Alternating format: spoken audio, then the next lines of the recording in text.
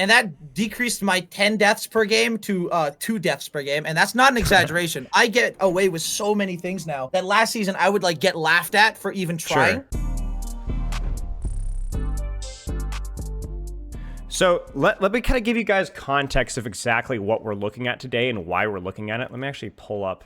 So recently, you guys know that there was a Sombra rework not too long ago. Again, going over rehashing again, Sombra all over again. And definitely has been a habitually difficult character to solve. We've even done a couple of reworks in the past. I think one of the key things is that Sombra has always been a very hated character in many aspects of her kit. The stealth aspect is a very unpopular thing in any PvP game.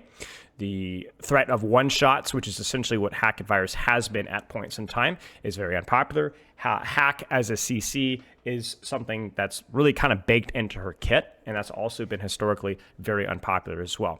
Now, this was sent to me on the r/Sombra Maids. It's kind of like a challenge to improve my level of thinking about it.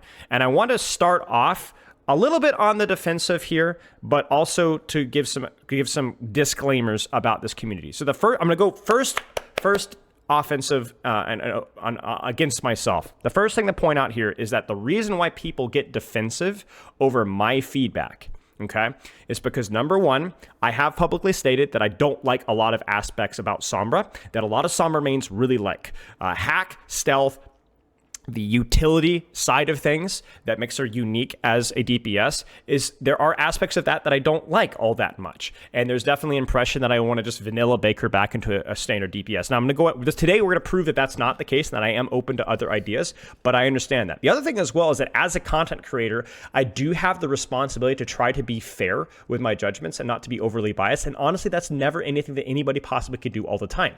So when I make a video that has, I don't know, what does it have, like 40,000 views out there, right? Giving my feedback of what I think, 42,000 views, or what I think a Sombra rework should go for, and the Sombra mains don't like it, I would feel threatened too. I understand that. I have a little bit of an audience. I don't think necessarily the developers are going to watch my videos and decide, okay, yeah, let's do that. But I do have, I see my idea with combining Hack and Virus split. The stealth splitting and Translocator is not really my idea. But a lot of my ideas I've seen with Sombra and with other reworks, I see those paraded around, people not even knowing that they originated with me. Now, that's a bit of an ego moment for me, but it is true. I have a responsibility to be as fair and unbiased with my judgment as possible because I am a voice in the community. So I understand why people get defensive here. I understand.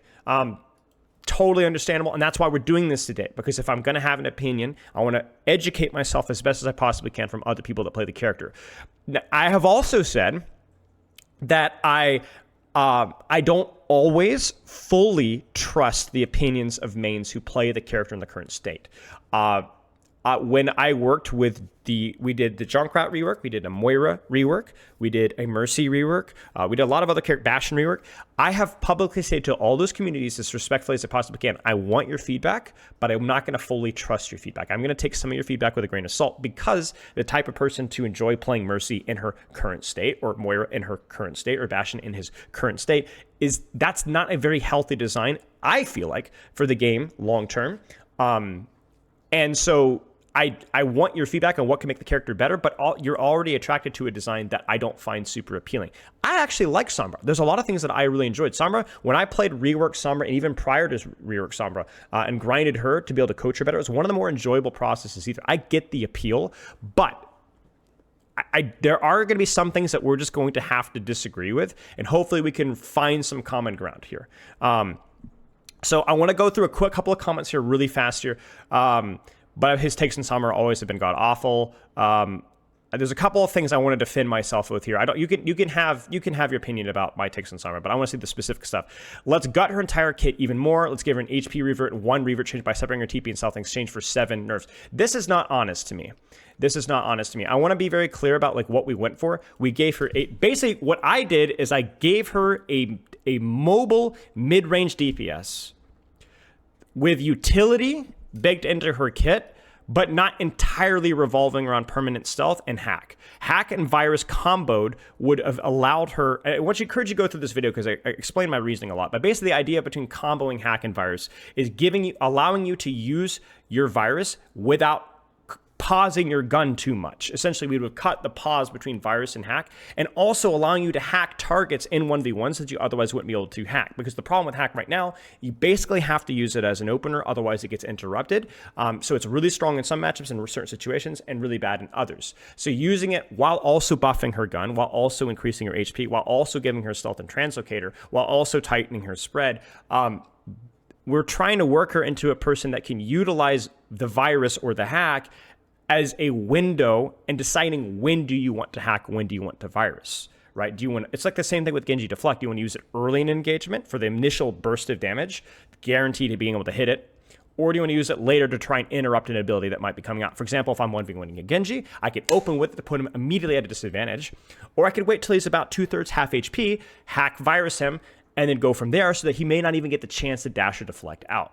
So anyway, some of the takes were just like, I'm not really trying to call any people out, but this is just like kind of going into with a sense of bias where people, they project their own thoughts on it because they don't agree with it. So it's like immediately like 30 damage virus, 30 damage, then 30 damage over 1.5 seconds. I mean, that's completely missing the context of all of the other buffs that he gets.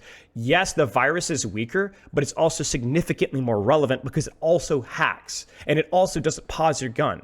And she's also able to position and utilize the hack, and you can actually hack targets that you're not necessarily close to anymore. And this is the kind of like the bad faith stuff that I really want to, we're not going to be focusing on this too much today, but it's the first thing first. I don't appreciate the bad faith arguments. I am not surprised at the bad faith arguments. But the difference between hard CC and soft CC, it doesn't matter.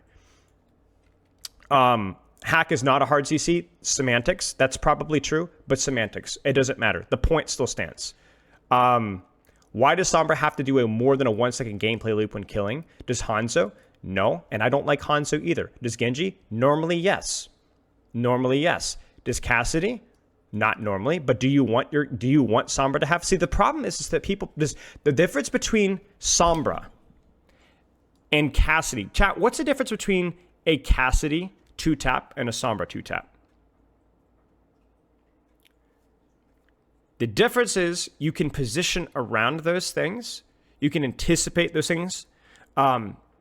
And Sombra, you cannot. My problem is that having that one-shot capability, that high damage output capability on a stealth character.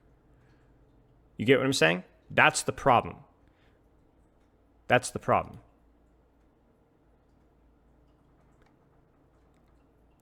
So we'll talk more about this with other people as well. So I don't want to go through all of this. Sombra doesn't want Sombra to exist. It's like, just kind of bad faith here. So I want to go into this with much better good faith arguments.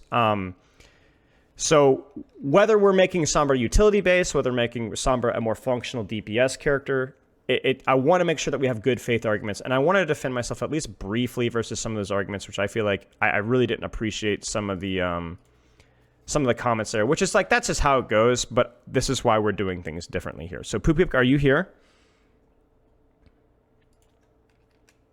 The 3 questions I wanted to answer is, how much does the hatred of Sombra factored into our rework ideas? Because when we did a poll, she was the most hated character out of the entire cast, tank, DPS, and support, which I was surprised by, frankly. I thought Roadhog or Widowmaker would win. What is the best version of Sombra that we can get to without ruining her identity and without frustrating everybody else? And what does Sombra need to match that vision? So I think what we're looking for is, we're looking like, what version of Sombra do you think the character should be? I'm open to that. I'm open to ideas. I'm open to being more functional DPS, which is what I tried to make her. I'm trying to find out, could she be more utility based? If you don't just basically, if your entire kit doesn't just revolve around hacking the person and denying their abilities and denying their abilities and denying their abilities, can we find a more utility based Sombra that doesn't just do that? And then if that's the case, if there's a utility Sombra, if there's a DPS Sombra, if there's a hybrid of that Sombra, then what does she need to actually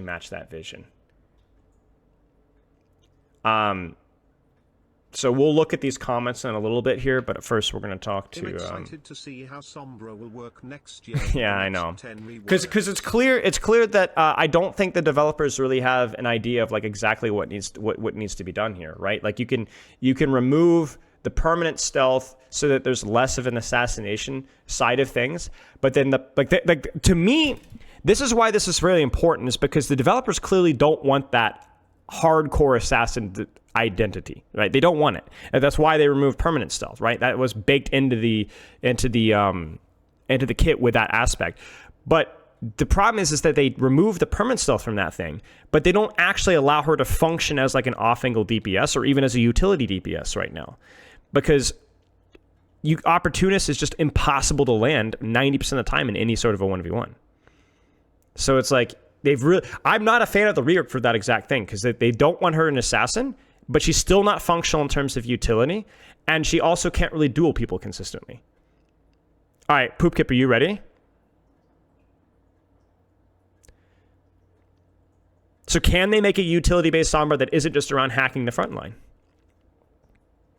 Can they make an assassin or a dueling Sombra that isn't just stealth, murder the backline? Like, as somebody that's coached so many different heroes, Sombra breaks a lot of the positioning rules with permanent stealth, or did. So, Poopkip, are you ready? We need to go, because we only have about 17 minutes here before I have to go with Questron.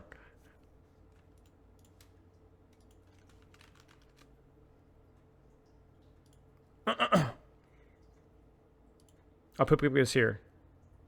All right, yo. Yo, can you hear me okay? I can hear you okay. You're a little glitchy, but it's all right. Yeah, my internet's kind of freaking out. Hold on. That's okay. I just turned off some devices. You can tell me if it sounds better. Sounds fine to me. Like the background. Okay. We'll go screen here. Nice. So quick introduction here. Actually, I'm going to let I'll tell you what, I'll tell Questron while running like 5 minutes over. Running like 5 minutes behind. Actually, you know what? I should post on Twitter as well. Give me 1 second, actually.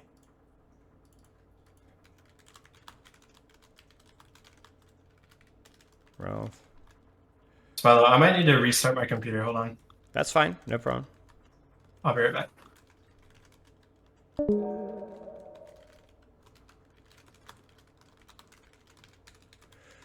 Give me a second, chat.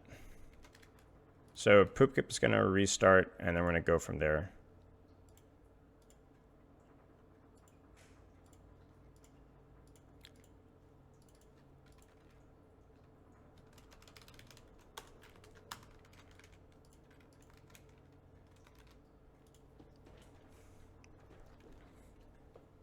So what do you guys think? What do you guys think? I mean, we're going to definitely look at some of these comments in a little bit here, but what do you guys think? Like, what version of Sombra does this character need? Like, how would a functional utility Sombra look? How would a functional... I feel like my rework was definitely away from utility, frankly. So if you're more of a fan of the original Sombra, the Overwatch 1 Sombra, you're probably not going to like my rework as much, because it leans more into the DPS duelist, like still keeping unique aspects of her kit. Like, she's a verticality mid-range flanker, which we don't really have. But what do you think? You're big on support Sombra? I would love to hear more about the support Sombra. Yeah, Varashi, I want to stay on topic for right now. I enjoy playing with permanent stealth, but paired with lethal damage, it is rough. What would you define as utility in terms of Sombra? See, that's exactly what I'm looking for. That's exactly what I'm looking for. Like, what does utility Sombra look like? Right? A hacking health packs is the first one, but we've seen the extreme version of that in her very early iterations, where basically you get ult charge, and that ult charge from the hack health pack, and that was, I think, a little too much, right? If you were to like say, okay, let's bake it into hack, well, then what does that look like? What does utility Sombra look like in that regard? Because if you only have something that's focused on hacking frontline without really any threat of assassination, that's a pretty limiting playstyle as well. What's up? Can you hear me okay? Yeah, what's up? Hey.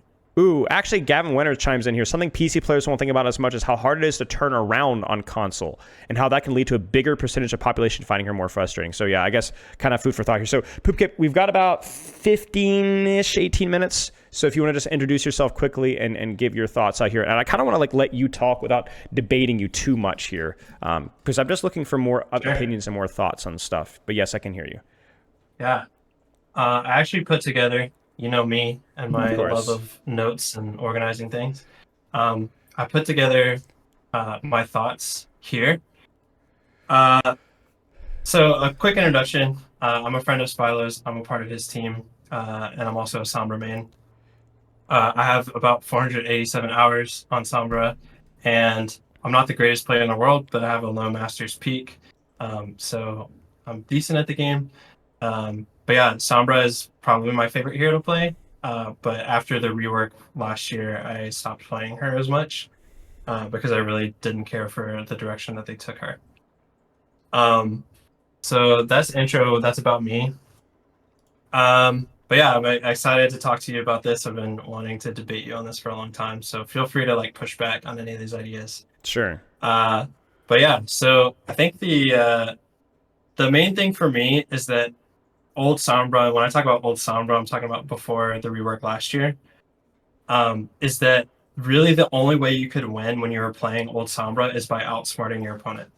There really was no way to like outgun them. You did not have the gun power to do so. You literally had to set up the right plays, engage the right targets at the right time, be in the right place, landing the important hack at the right moment. Like, it wasn't possible to just run and gun. You had to like play the macro very, very well, and it felt like playing a different game in the sense that like it was way more like macro oriented than most heroes. And that's the version of Sombra that I fell in love with and that I want to restore as best as I can.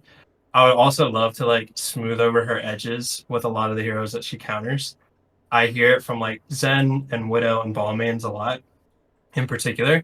I would love if those matchups were closer to 50-50. I don't get particularly like excited that they're so one-sided. I wish it was like, yeah, if I outsmart you, I beat you, but otherwise you beat me. Like, I would be totally fine with that. I'm not trying to like stomp on these players. And really, I do want to restore her identity to the rogue hacker disruptor. I think that she's become a lot more of a stealth assassin, which is not really like what attracted me to her when I first started picking her up last year. So like my main thing is like let her have fun abilities and give her a really weak gun. I think that's like a really fair trade-off, and that's the version that we kind of had last year. They took it in the opposite direction. They took away her fun abilities and they gave her a lot stronger of a gun. So if you recall, they increased the damage per bullet with the rework. They also reduced her spread quite a bit, and they increased the reload time, decreased the reload time, so it's faster to reload as part of the rework. On top of that, they gave you an extra damage ability. So if you virus someone and you shoot at them, it's like 2 sources of damage simultaneously. It's a ton of burst. And I think more than permanent stealth, it's the insane burst that is the most annoying to play against. Let me interject really fast here. Really important thing in chat I want to address. Why is Sombra not allowed to counter Zenyatta with a ball? There will always be hard and soft counters in Overwatch. Why is Sombra not allowed to be strong to a particular set of heroes? I think it's important to address that because that's the very heart of the reason why Sombra is so hated. Is because that she hard counters so many different situations and so many different characters. Overwatch developers have already gone on point public saying that they're okay with counters, but they want to take the edges off of hard counters. And Sombra is like right at the forefront of that conversation. So if that's the type of game that you enjoy playing where there are hard counters and it's about counter swapping depending on the situation, then that game is not the direction that I think Overwatch should go. And I don't think it's the game that the Overwatch developers want the game. I think soft counters introduce, if you don't have soft counters, then you remove, I think if everything is just vanilla, then that loses a lot of Overwatch's identity. I agree. But I think there are extreme examples of that we saw even back consistently more often, even in Overwatch 1. And I think that's what we need to move away from. That's why those things, you may not agree, but you're going to find a lot of people that disagree with you here. And so we don't have to say that's for fact, but I just think in general, it's a healthy direction of the game. A lot of soft counters, a lot of push and pull, but there's counterplay there. And I think that's exactly what Poopkip is saying. Sorry for interjecting.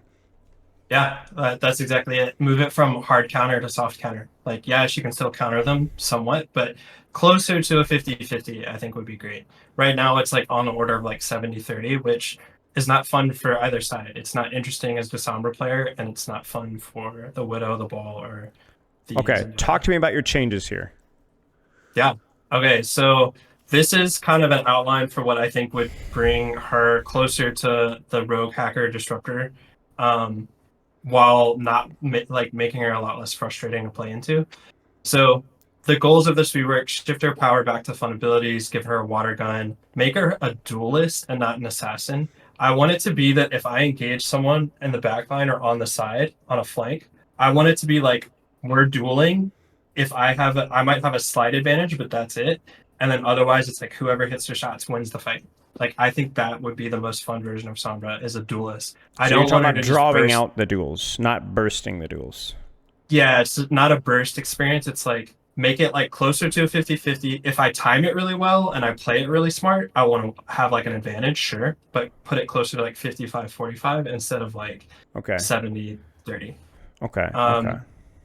Reward her for really great macro game sense. This was like the bread and butter of old Sombra is like I could be in two places at once. I wasn't doing a ton of damage, but if I was in the right place at the right time, super effective. I want her core risk not to be that she's easily killable like she is now. I want it to be that she's really ineffective. That's how it used to be for Sombra. Like the main problem that you had with old Sombra was like you were ineffective. And if you weren't playing well, you were like out of the fight too long. You were Interesting. taking too long to rotate. Like yeah, Analogy here. you were hard Analogy to here. kill, but like yeah. I'm sorry for interrupting you, just because for the sake of Oh time. yeah. It's like Doomfist versus Wrecking Ball, right? Whereas a Doomfist makes a mistake, he dies immediately. A Wrecking Ball is more about being ineffective as a tank, not necessarily dying off of cooldown. So you're saying Sombra's main risk now is just death, right? Instant death. You're saying your risk wants to be ineffective. Interesting. That there's definitely some controversy with that because it means that your mistakes are not always immediately obvious, but obviously maybe that's some of the price you have to pay for having a more higher skill floor character. Continue. Yep. And that was so there were tons of games in the past where I would have the lowest damage, but I would know that like I'm making really incredible plays because I'm like landing the hack on the Sigma who's ulting. I'm landing the hack on the Mortar who's ulting. It's way harder with the current version of Sombra to like land those plays. And so yeah, the risk it used to be the risk was like you're just out of the fight too long and you're not doing Right. anything. And part of her like skill curve was you literally had to learn every single map because you had to know where the fight's going to be set up. You have to place your translocator in like that sweet spot where it's not too far but not too close. Because if it's too close, you're going to die, and if it's too far, you're going to be ineffective. So I want to go back to that where it's like I can zip around the map and be in multiple places at once, but I have to study every map and like know the map. So what changes here? Let's look at the buffs and nerfs. I understand Hackby's situation. Let's actually see what you have for changes here. Sure. So keep opportunist. Okay. Damage boost on hacked enemies. I would say one thing. Oh, I'll get into the nerfs in a bit. Revert silence back to 1.5. I know that's not the most attractive thing, but one of the nerfs will kind of address that. Okay. Basically, it needs to be a large enough window to be used effectively. Correct. When used correctly. Put stealth on a timer. I'm totally into that change. I think that's a great change. I would want it to be closer to like 12 seconds so that you can actually get properly set up, especially if we're reverting back to old translocator. Of course, this is what everyone's saying, divorce it from translocator. It shouldn't be tied to the same ability. Increase base speed. So rather than just being fast and stealth, it could be fast always, kind of like Tracer. And then maybe this is kind of for me, but like a meager amount of volt charge for hacked health packs. I think it's like something that is a bit underutilized for a lot of Sombra players, which is like supporting your team. And a hacked health pack can change a lot of duels. If your teammate is dueling a Tracer on the flank and your teammate has a hacked health pack and their Tracer can't even get the health pack, that really changes the nature of a lot of duels. So I want to be rewarded for that a little bit. Yeah, I'm actually not too far against it. I think that when we did the Great Sombra debate a while ago, there was a lot of discussion about like obviously not going back to where it gave you full ult charge, but like partial ult charge. Like, is there a world where we could find like a way to tweak that in to introduce? Yeah. And then the ult translocator. The ult translocator would be to just for more skill ceiling for your positioning. Correct. Yes, macro. Okay. It's all about macro. Okay. And here's the thing with old translocator. Anything you can do with new translocator, you could not do with old. Or anything you could do, yeah, with new translocator, you could do with old translocator. You want to quickly reposition on a high ground, you could do that. You want to chase after a kill, you can do that. You need to get out in a pinch, you could do that. Like, it's literally 10 times more versatile. And the only difference is it doesn't, the cooldown's a little longer with old one, but when you break it, you basically get 2 in a row, which is really cool. So, that would be my thing. Is like, yeah, old translocator was wonderful and awesome, and created a lot of cool macro play. Okay. So that's like the buff side of things. The nerf side of things. Okay, talk to me about the nerfs. Translocator doesn't cleanse status effects. If you're burning, you continue to burn when you like translocate. If you have DOT, what's the other DOT source? I forget the other ones. But basically, like, if I translocate out and I have a status effect applied to me, anti-nade, etc., keep it on me. Like, let me like not escape it and cleanse it. Like, let me continue to suffer from it. Venom Mine is the other one. So you could see, if I'm Venom Mined, you could see me across the map when I translocate. Stealth on a timer, I think that is a nerf, but like, just keep it as it is now. I would say Opportunist damage boost less effective against tanks. This seems like a no-brainer. Similar to Sleep Dart, I think tanks should be more resistant to effects.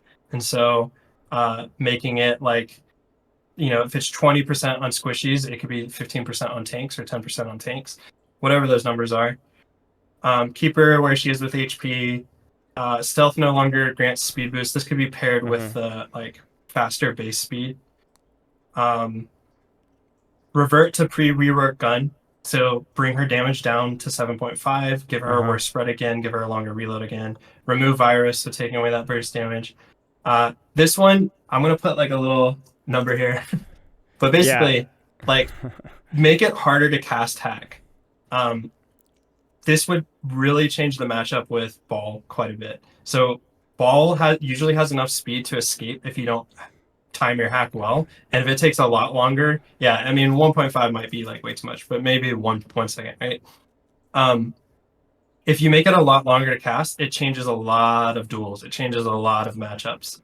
Sure. Another thing that I think could be a little bit fair is like Reinhardt's whole identity is shields.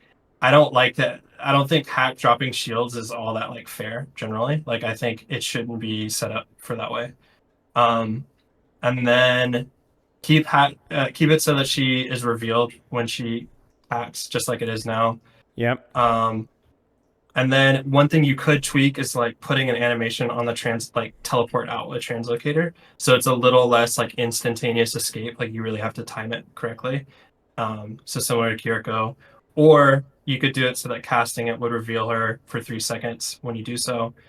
And then I think one thing we could tweak is like making her footsteps audible when invisible. So you are not able to be seen, but at least people anticipate you coming and can like adapt and adjust based on that. Sure. And then just do things to give these heroes a better matchup against her. Like 2 Venom Mines, I think that really mostly only affects Sombra. Let Zenyatta see people through walls if he sits still long enough, which I came up with this idea of like a meditate passive.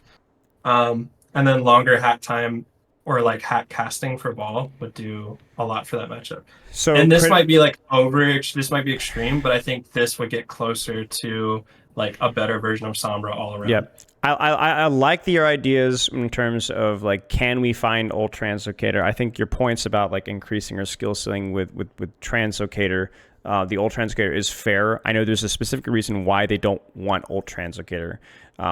But I don't think that that's factual that it can't exist. I think the longer stealth timer seems reasonable. You know, even the discussion around increasing the ult charge from health packs and like making that actual thing. My initial response here is I think this is just a much weaker version of Sombra. Like, even played at its ceiling. Scroll down just a bit if you don't mind. Like, I think there's just like, I think the footsteps. I think 225 HP. I think really the hack cast being as long as it is just going to make it almost impossible to get up. I mean, the reason why I wanted to change hack with my more DPS oriented version is because hack is just not very viable to get off in those more extended duels that you're talking about. It's kind of used as an opener or really not used at all. And I don't think that this really changes that. Now, if you made it that projectile, like you potentially said, then maybe that's something that can actually work. Because the thing with projectiles, you can let it drop a shield if they're hacked, because you can actually block it with a shield if it's a projectile. Sure. Yeah.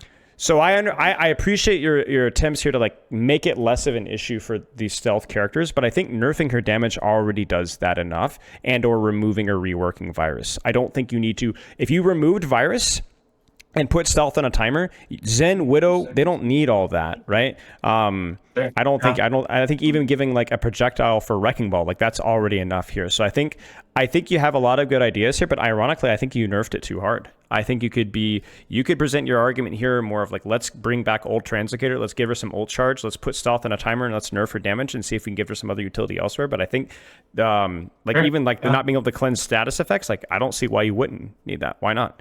You know? Why not? So I like your ideas. Might have swung the pendulum a little far, but yeah, you're sharing it publicly, so you try to not be biased about it, and I respect that a lot. So, but I think like a lot of these ideas are really interesting. I think the question is going to be with your rework, and maybe something that you can kind of go back in and cook is like, how would hack as a projectile work? And do we really need all of these nerfs if she has a weaker gun? If she has a weaker gun. That's my question. To be determined. Okay. I appreciate the time, man. Thanks for of course, man. And chat also as well, like I want to you get full credit for this, because I don't think this town hall would have happened without your efforts. You really prompted this whole discussion, and I really appreciate your time, man. And a lot of the recent content ideas have been all on your shoulders, so appreciate it, Poopkip. Thanks. All right, cheers, brother. Peace out. Man. Okay, so we're gonna keep going on here, chat. I will call you Questron if you're ready. We can jump in, mate, because you're gonna have a different perspective, because I think Questron's perspective, well, I don't want to put words in his mouth. We'll wait till Questron is ready to go. We'll see, Brax. We've got a long list, mate.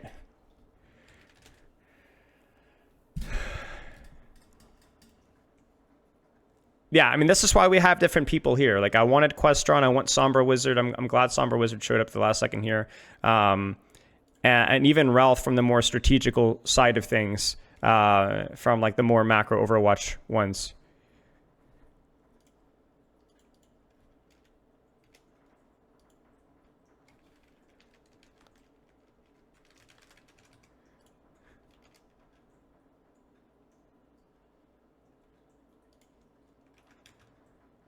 Dude, I tweet about the thing, man. Dude, Sombra players are unhinged, man. Not some Sombra players are unhinged. Let me be very clear. I read the audience. I realized I really put my foot in the mouth there. Dude, check my tweet here, man. Dude, look at the responses immediately, man. People are the whole point here is to have different conversations with people that disagree, but man, there's some hostility. Let's put it that way. There's some hostility in the tweet, which was already saying that we're getting other outside opinions. Well, Brax, I honestly don't even have time for a roast my highlight. Yeah. Okay, man. Jeez, dude. Tough crowd. We don't care. Your takes are insane. You're basically going to be a generic DPS, which she already has been, which is not true. And also, she's never been a generic DPS. Never. Not once. Converting hack and virus into each other would literally make her more annoying and would fix never issues, which is also not true. And then the other one was a little bit more respectful, but Sombra's the only hero I will never listen to your takes on. You just hate her and hack. Main Zen and want her to just be another lame DPS. Okay, man. Apparently I'm a Zenyatta main now, guys. Like, as you guys know, I do nothing but abuse Zenyatta on stream.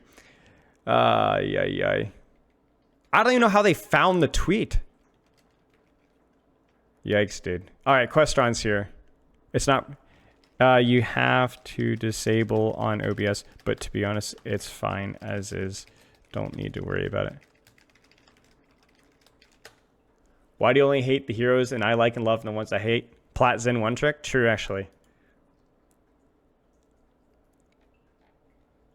I mean, you guys saw me play a quick play last week with Zenyatta, or yeah. No, Thursday. The Tech Wizard? Well, only because I've done that specific thing a few times.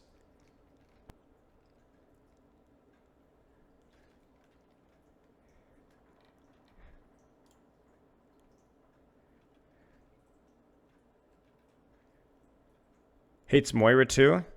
I do. The problem is everyone is like, man, I'm gonna have to, can't take it too personally here. Twitter gonna Twitter.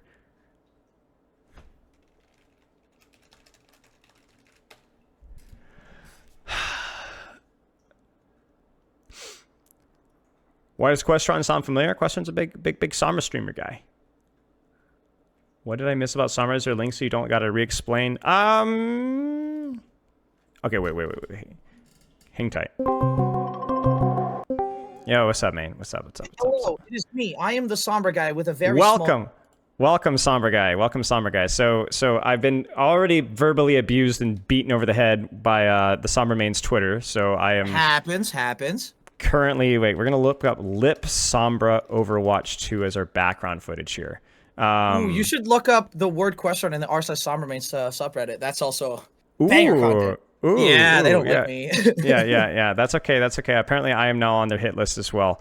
Ooh, welcome to the club. Yeah, I'm super excited about that. Okay, so we'll just have this play in the background here. So I guess give yourself a quick introduction for those of you, for those idiots that may not know who you are and what you do, really quick here. Shame on them. First of all, shame on them. Yeah. I am loud. I sound American, but I'm European. I play on European servers. I play Sombra, a lot of Sombra. Used to play Sombra very wrong in Overwatch 1, just for the shits and giggles of it. Kind of just like toss my translocator everywhere, just like use it as like an omnidirectional blink kind of thing. That was the fun of it for me. I didn't watch any guide videos or anything like that. I went out of my way to not hack health packs. I was just like not fun to play with. I get that. I was having a good time. And then slowly over time, the rework kind of directly or just kind of went in my direction. So I kind of lucked out in that way. And now here I am being top 100, I guess. Never really intended to be good. It just kind of happened. Right. Accidentally. Same thing with me. I just woke up and I was a freak of nature in everything that I do. So, some of us are just born for greatness. So happens. We just talked with a friend of mine who was kind of leaning more into the old Overwatch 1 playstyle of old translocator, more utility. That was kind of their approach of like the way that you look at things. But I think your idea about Sombra rework was rather quite different. And you've actually been pretty positive about many of the aspects of the even most recent iteration. So what aspects of the iteration do you like? What is your general visual identity that you see for Sombra? And then what are the aspects that you would change? So my memory can only hold one question at a time. I already forgot the first one, but you asking the second one, I won't. That's fine. Lie. What you like about Sombra now? What I like about Sombra now. If you completely detach the expectations you held from last season's Sombra and like figure out like from scratch what you're able to get away with this version of Sombra, it's like the entire skill floor, skill ceiling thing got shoved upwards, and the cut in rate for when you're able to do something is so much higher that you now are in a position where things that are suboptimal are still things you can get away with. So last version of Sombra, and this is kind of like a trend in all versions of Sombra for like main reasons for why the reworks even took place in the first place, is that Sombra kind of sucks. Like independently, her kit kind of sucks. Hack has a cast time. It's only a second and a half, which is not that long. Like Arista Spear does more actual CC if you think about it. Doofus Punch, kind of the same deal. Just Hack has a large setup, but it's always been the timing that makes that second and a half feel like it's 2 hours long. Because in that one exact second and a half, that's the exact second and a half that the Sombra's been waiting for to hack someone, while also the person that they're hacking has been waiting to do something in. And you take that exact moment away, it's going to feel so much more oppressive than it just being a second and a half. And a lot of anger from that has kind of been misplaced into, it started off with Hack being the problem with 6 seconds. And at that point, listen, I get it. 6-second lockout. I get that's oppressive. But then it got into being about the translocator. And so the translocator was gone, but stealth was still there. And I've always held the opinion that stealth was the reason why everything else in her kit felt nonsense. And because everything felt nonsense, which it also meant that everything had to be bad, so that stealth could overcompensate for the bad part to make something that is bad feel viable. And that led to her terrible win rate despite feeling oppressive at the same time. And I've kind of always held that opinion. I have video footage. I have a paper trail. It's been consistent. And only now do I get called a Blizzard Glazer because they finally made stealth a timer.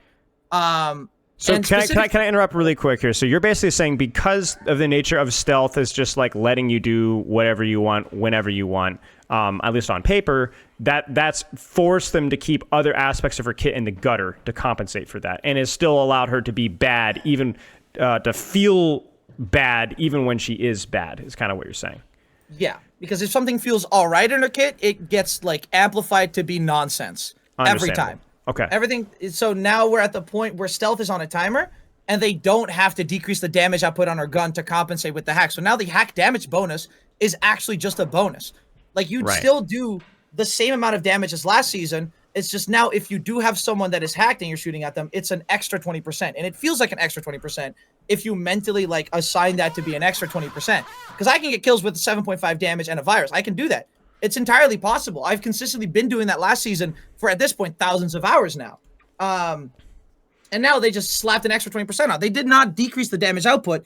They just decreased the amount of opportunities in which you do that damage output. Yes. Making a little bit of space for that 20% to exist in. Meaning, if you utilize that 20% properly in the era of like the skill issue concept, if you like lean into the skill part and you figure out when you can hack and when you can get away with it, you are now rewarded for doing it better. So let me pause you again. So you've actually said now what they've done is they've objectively buffed her damage output in terms of the raw numbers, but but the opportunity to do that is a lot harder now because of the stealth change. So it's harder to feel that buff, correct? Yeah, with a little asterisk on it, because last season it was a binary type of engagement. Either you did something and you knew you could get away with it, or you just didn't do something. Like you completely exited the fight because you can't afford to be hit by one pellet of damage to be triggered out of stealth and then be ran down, right? Understandable. So free staging. Now it's a gradient scale. Free staging, but not always a free disengage. Kind of a way of looking at it. I think so, maybe. I don't really have the coaching mindset to be able to like verbalize that's okay. That's good. Basically, when you're setting up, it's a lot harder to spy check. But obviously, translocated out, they interrupt. I mean, you always know how that is. Like if they hit you at the 0.1 second after you threw your translocator, you're just now permanently out of stealth, kind of a thing. Yeah. If they see your translocator and they shoot you on the way out, you're just crippled and you're run down and you're dead. And now that's not the case. All right. And that decreased my 10 deaths per game to 2 deaths per game, and that's not an exaggeration. I get away with so many things now that last season I would like get laughed at for even trying. Sure. Like the amount of times that I got like pulled aside in like in a coaching session where I was playing with my diamond scrim buddies and just for funsies, they kept telling me, hey, listen, don't use your translocator when they can see you. It's dumb. And that was back when you could put your translocator on the health pack, but the premise is still kind of the same. It's just kind of over time leaned more into that being something you can do. And now you can definitely do it. So question for you then, are part of those reduction in deaths a result of you not being able to position quite as aggressively in terms of high risk, high reward? Because of the stealth more change? Aggressive, actually. In terms of how deep you go? Absolutely, yeah. Now instead of, because of how fragile you were while in stealth, you always had to go like take the extra mile hike around every fight to not get hit on accident or even on purpose or get spy checked. You always went so far out of your way to waste so much time, like a solid 20 seconds, that my main slogan was to just like, guys, don't do that. And every time I've interviewed, it's like the main thing that I'm talking about. And now, because it's on 5 seconds, you have to cut through the enemy team. And even if you do get spy checked, you could still go for whatever you were planning on going for. So now you, instead of waiting for the ideal opportunity to present itself and you wait that out till it happens, now you can make a suboptimal position or a suboptimal scenario LMX, we'll get to that. We'll get to that. Sombra identity, hang tight. Better. Okay, so then my question for you is, if there's obviously something still quite not fully right with Sombra, like we're not in a finished state necessarily. Maybe you disagree, but like if that's the case, what's the final step here? What are the final steps for Sombra to be functional in the way that she's iterated right now? In a general sense, I don't know, actually. I thought I did. At the start of the season, I was against the changes as well, because like on paper, it seems very daunting and terrifying.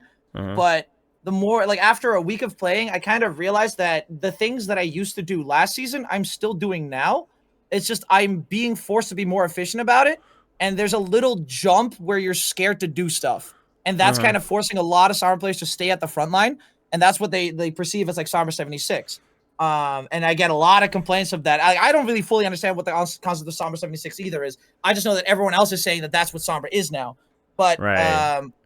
how do I think the cycle for me, from what I understand after playing a little bit of Sombra and talking with some Sombra players, is that the staging is easy, but then when you actually apply pressure, there is that window where basically you're entering the engagement without stealth, essentially, because you need that translocator. So there's like, basically, you don't have to Sombra 76, but going for backline and setup is easier because you don't get checked, but then actually you start shooting, and you may not have translocator right away. And so there's that window of vulnerability that I think people are kind of irritated at.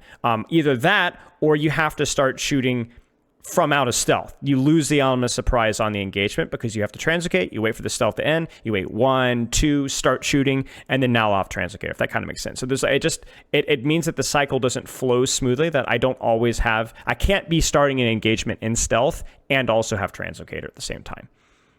Mm-hmm. So did you see the video that I made with the custom game? I did not know. Okay. So I called up my buddy Cactus Puppy and I asked him specifically to make one specific custom game for me to try out a specific change that I had in mind, because I agree with that part. It doesn't feel fluid. It didn't intuitively feel fluid. It took me like 6 hours to like mentally work my way into just playing as aggressively as you need to be now. And the custom game pretty much was just that I wanted you to not be punished for not using stealth, because stealth is a resource. And being punished for not using a resource feels weird, and that's kind of like that feels rigid, and you're supposed to, like, you slow down your engagements, you have to wait a little bit, then engage. It feels weird, felt clunky back then. And the rule was that the more stealth you give up, percentage-wise, you get more refunded of your cooldown. So the main cooldown was 7 seconds, and then stealth is in total 5 seconds, and percentage-wise of that 5 seconds of stealth, the more you give up, the more of 3 seconds you get back, so that the cooldown is either 4 seconds or 5 seconds, because last season's translocator was 5 seconds. So you cancel stealth early, you get a faster translocator? Yeah, but not like a direct hard cut line, because if you have like, if the rule is that your translocator cooldown goes to 2 seconds every time you unstealth at all, then you have a translocator every 2 seconds, that's overpowered. But if you have the 2 seconds after stealth, then that's kind of like the same issue that we had. Okay, makes sense. So there's a little bit of nuance there. Okay, understandable. Yeah. But now that I've been playing this version of Sombra, I've mostly wanted that because I've been trying to force the same type of aggression that I've had in last season, and that just isn't as applicable. So if I like directly target one person in an engagement that I want to go for, like there's a Widowmaker and I want to just whip it, I want to go bam, I can't directly do that anymore. But now I'm playing in a way where I translocate towards an area, and then I have stealth for like a more accurate placement of where I am to do things that I want to do. So now I'm always like, with 3 plans in mind, translocating to an area, assuming that things will change when I am there, and then in the moment of have to pick which of the best 3 I go for. Sometimes that's the Widowmaker, sometimes it's the Mercy standing next to the Widowmaker, right? I can't just go in with one strategy, tunnel vision my way into that strategy, and then try to get out. Which really did like get me killed a lot at the start. So you're basically translocating staging on an angle, on a position of the map, and then being willing to change depending on what's available once you're actually there. Yes. Okay. And it makes me feel so smart when it happens. Right. So it's about picking that position, and then once you're on that position, making the right decision about what do I want to actually do from here, if that makes sense. Okay. Much, yeah. So that makes total sense to me. The main criticism that I think a lot of people have right now is not just that they don't love the way that the rework has been executed, because I think you've given some good points about maybe a part of that is just a misunderstanding. But I think the main criticism from the Sombra community is that, kind of verbatim here, is like, it's not Sombra anymore, right? So now that's obviously a very broad statement. A lot of the rework characters have had changed, a lot of their identities changed, and obviously there are always going to be people upset, for better or for worse. In your opinion, what is Sombra? What makes Sombra unique? What made you like Sombra in Overwatch 1? What makes you like Sombra in Overwatch 2? And what part of her identity do you feel like is core, and what part do you think is flexible? Because clearly there's a lot of controversy here, right? Like there's people who are like, well, I don't like that. I don't like the. So this is where I get to tarnish my reputation for free in the public's eye. Generally, every time someone joins my chat to like comment that type of phrasing or just like talk about Sombra being dead, I just always hit them respectfully, with the skill I'm issue. sure. Very respectfully, I just say skill issue. So there's a scene in the Simpsons movie, right? And there's a scene in they're at like a car, like a I think a fair, and there's an exhibit where there's a giant metal ball, and in it is a motorcycle. And Homer gets on the motorcycle and he revs his engine and he goes, and then he gets to the apex of it, and then he falls down and then like damn, right? And then he does it over and over and over, and he keeps falling. Then he blames the ride and he says the ride sucks. And like, yeah, if you look at it like that, it sucks. But then Lisa, for the ones that are uninformed, Lisa is Homer's daughter. She says, you got to speed up, not slow down. You got to speed up more. You got to speed up. And then Homer speeds up, and then he gets on that motorcycle, and then that man revs his little engine, and then vroom, vroom, vroom, he goes, and he spins, and he goes, and then he just can't get enough of it. And he keeps going. He just keeps spinning a circle, and it's amazing, and he's just addicted to it, and then it becomes its own little joke. But that is the same premise, where perma-stealth facilitated a player, and the reason for why they're magnetized to Sombra, as far as I could tell from like a casual perspective, is that Sombra makes the game digestible, because you're exiting all the overwhelmingness of in the middle of the fight, right? You're easily overwhelmed, and the moment you're in the middle of a fight with that version of stealth, you get punished for it. So you're like incentivized to just step away, digest, pick something, really think about it, ponder the concept, put on a documentary, sit there, chill, grab a bag of popcorn, and wait for that character to isolate themselves or waste their cooldowns, and then you go for it, right? When they're at their weak. And that is what people assume strategy is. But I think that just isn't really strategy. That's, you're not, like, I don't know what they're doing, but it's not efficient. It's not really effective, and it doesn't really get the job done, and it doesn't make you win games. Maybe individual fights, sure, but not games. You miss out on a lot more opportunities than you're going for. You don't get your ult charge. You're not really being busy. You're not helping anyone.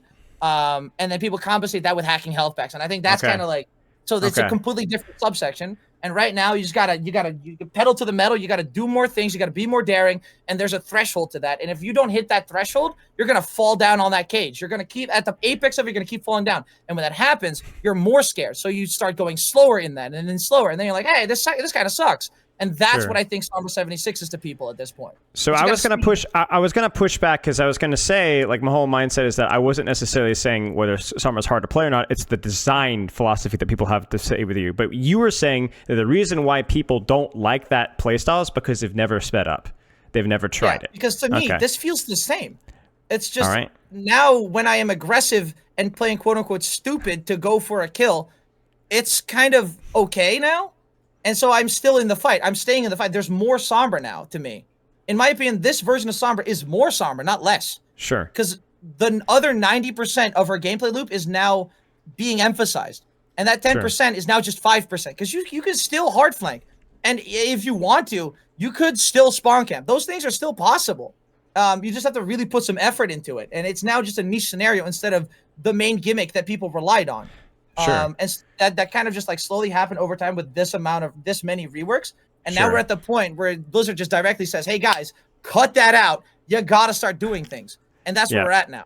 Yeah, and I to give you some credit, obviously there's always going to be a lot of personal interpretation about whether that's good or whether that's bad, and I do want to say that I feel for the Sombra players who do like a thing that made her unique compared to other characters, which was that slower playstyle. But I will say, to play devil's advocate to that, is that it's pretty clear that that's what Overwatch developers were intending, is that a lot of Sombra players and a lot of ranks were just not impactful for long periods of time because they didn't understand how to maximize their uptime, as you're describing. So their skill issue was really hurting their teams, and I think the Overwatch developers felt like that was because the output of pressure with her maybe was a little bit too, felt like being slow was more effective. Like, as somebody that has coached several hundred Sombra VODs, when bronze, silver, gold, plat, all the way back to 2018.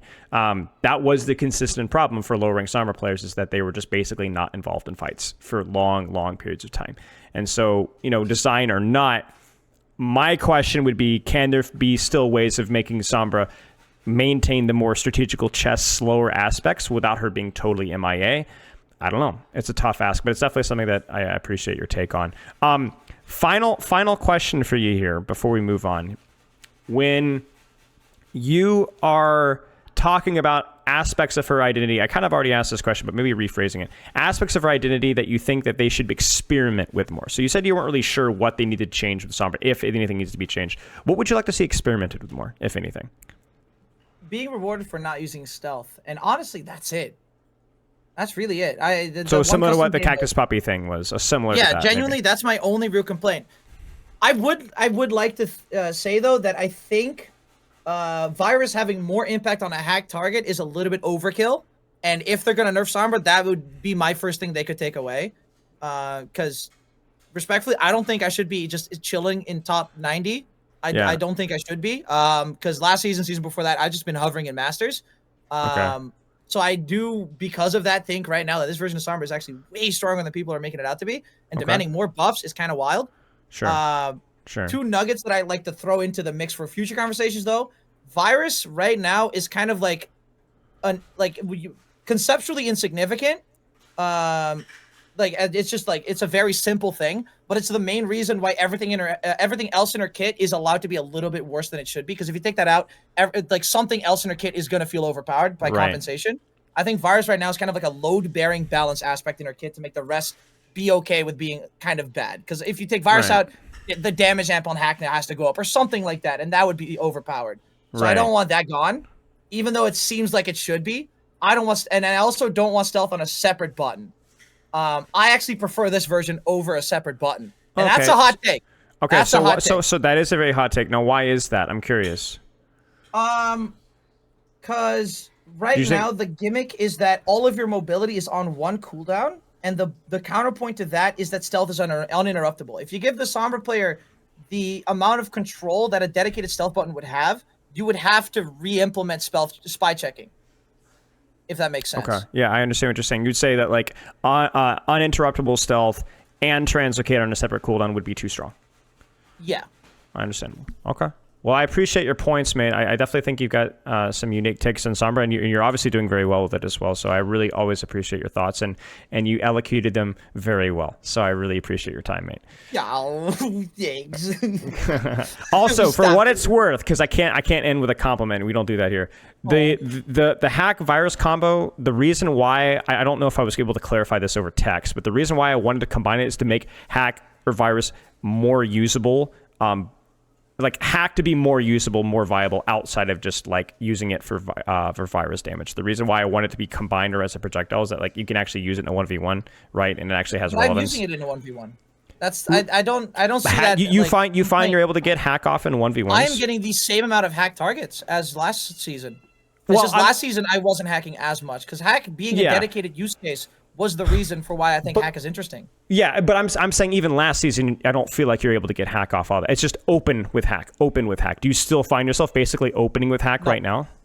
I never really did that. I had a very big campaign pushing for people to not do that when the virus rework first happened. Interesting. I think opening with hack is a bad idea because you're also like throwing away your element of surprise.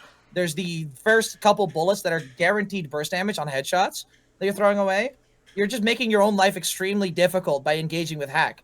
If you hack after you shoot, you can bait a cooldown like a Genji deflect and then hack the Genji deflect and then get the hack and the burst damage on the engagement. So if you just use hack when it's appropriate in the middle of a duel, you can still totally do it. Equal amounts to last season.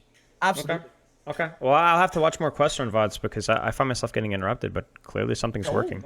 All right, mate. Well, I appreciate your time, and I got to move on to my next guest. Cheers. Thank you so much for doing this. Cheers. Toodaloo. Bye-bye. All right, that was Questron, y'all. We'll keep moving on. Like I said, we're offering different perspectives here. Questron definitely more about the uptime, the value, the constant aggression. Honestly, even maybe more of an extreme version. But yeah, there you go. I think it's important to have different takes, and obviously he's really good at what he does and communicating his ideas. So I appreciate you guys. And I'll get Lip on stream. All right, let's keep going here. Is Realth? Realth, are you here? Realth, ready? We've actually been able to stay relatively on schedule here, which I'm honestly shocked. SombraWizard, we'll get you in about 30-ish minutes if that works for you. Now, the key thing here is that you guys have to understand that there's different ideas here, right? Like, what's the balance between maintaining Sombra's original identity, which is a unique utility-based character, something with a little bit more strategical side of things, but making, and I think somebody in chat was like, I think Sombra tries to accessibilitize too much, and I think that's a fair criticism, but you have to understand it from their point of view as well, is that if the overwhelming majority of players are getting it wrong, is there something wrong with your character design, even if people enjoy it? And that's a really tough question to answer, right? Okay, we'll jump in with Realth, and we'll get rolling here.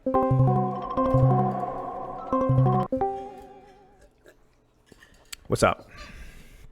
1 sec, sorry. No worries. Did the thing I always do. Hi. Hi, how are you? Yeah, I'm very good, mate. Good. You sat there for I don't know how long. I didn't even watch the video, and sat there and said, "Why is there something about like how my rework doesn't work?"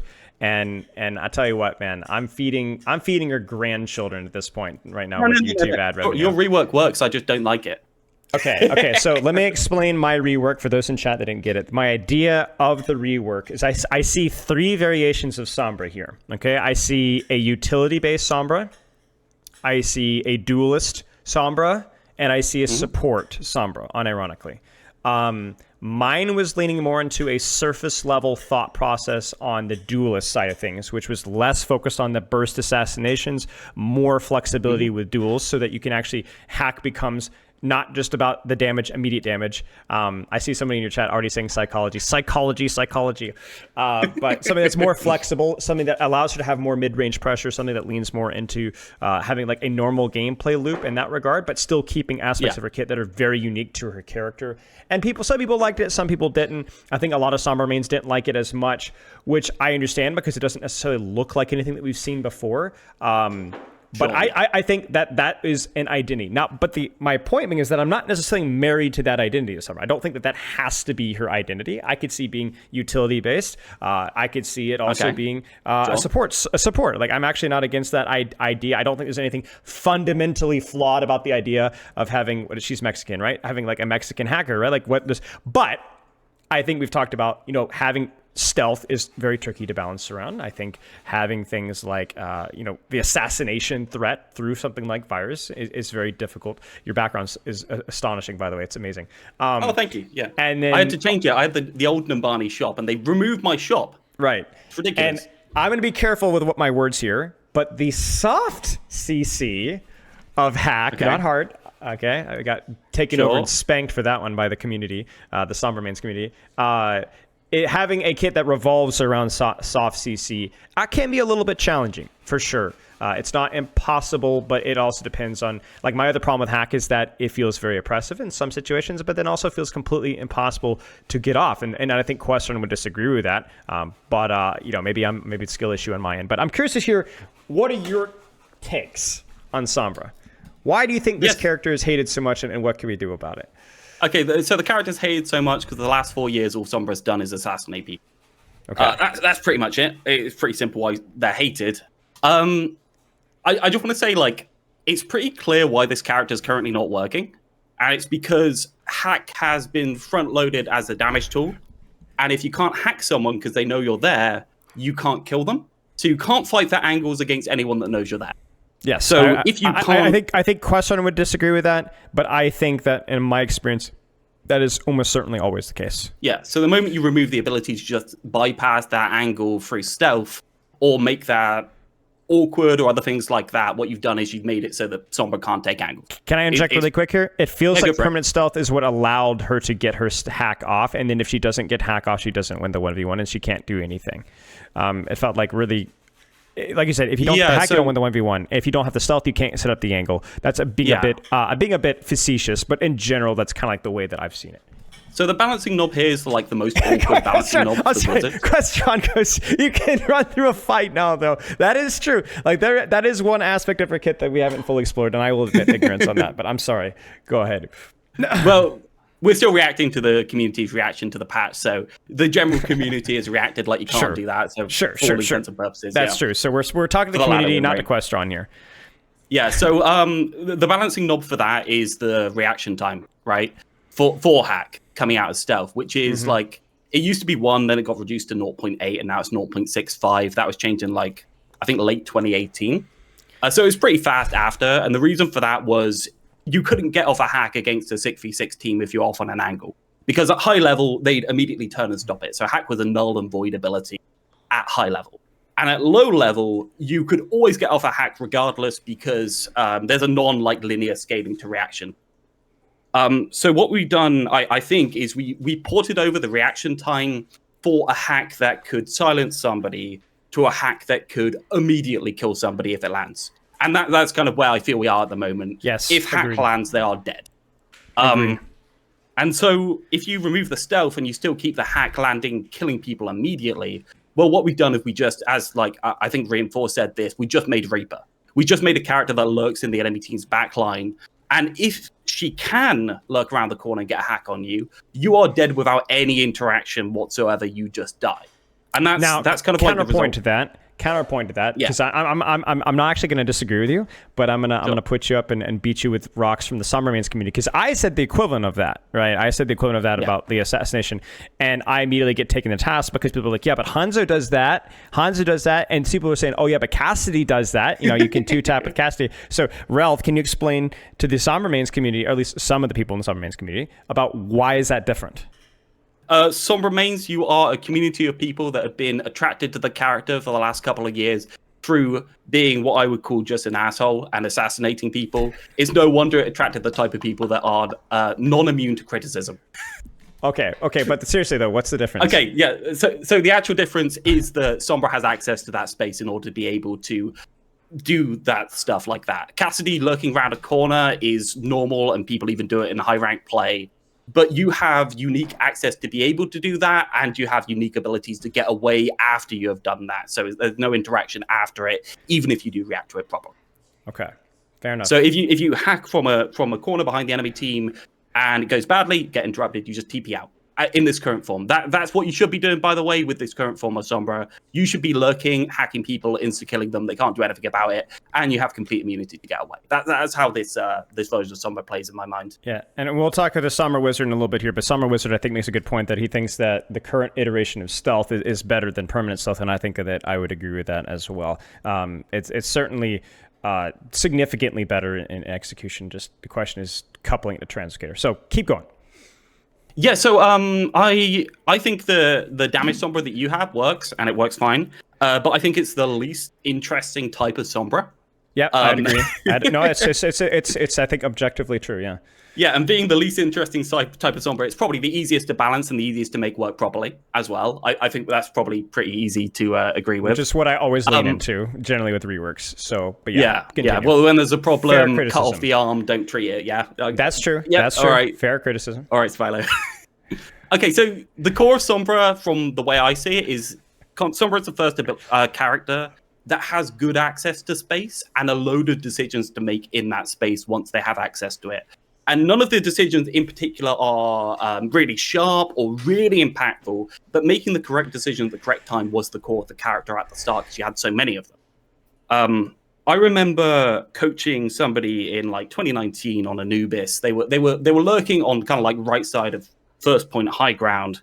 And they asked me kind of like, where should I position? What should I do? And I said, like, well, you got like 6 different options. Right? Yeah. You can hack the target to make them vulnerable to dive. You can hack the target to shut down an ultimate from the target. You can hack a target to try and kill them later. You can damage them to try and kill them later. You can damage the target to charge EMP and distract, right? And each of them have their own independent positioning based on what you want to do. And you have to be very clear about what you want to do and react properly based on it.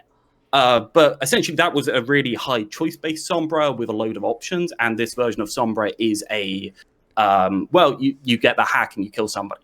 That's kind of like the narrowing of the character in my mind over time. Okay. Continue. Sure. I'm following you so far. Yeah. So my biggest complaint about Blizzard in general is randomly giving up design space that they could be designing into the future for really no reason, because I don't know if they don't know what to do, or it's not working and they're lobbing off the arm. Or so something you're talking else about like that. Overwatch 1 Sombra to Overwatch like post rework Sombras. Yeah, pretty much. So I'm going to give you my thoughts on that. I think it all revolved around Translocator. I think the reason that I think that somebody in chat, correct me if I'm wrong, but I swear there's a point in time where they were trying to get rid of like instant invulnerabilities I don't remember reading that somewhere in some director's take, but it basically was like the old translocator of being able to immediately translocate out of a fight. I don't necessarily agree that that's a big problem because it was something you had to time correctly, but I think they wanted to change how translocator worked, and I think everything revolved around that. I'm fairly certain. Okay, so in terms of translocator and stealth, there's quite a lot to do there, because quite a lot of the problems with early Sombra wasn't that the translocator was annoying. It was more that the skill curve and the value curve to being able to put down a translocator close enough to the enemy team that is not in literally Narnia, and then be able to get to them in 15 seconds was obtusely difficult for people to get to. That's the second point. I think it was that plus the amount of baked in downtime with that version of translocator, I think. Yeah. And I feel like possibly the community's evolved. Like 2018 community weren't very good at the video game.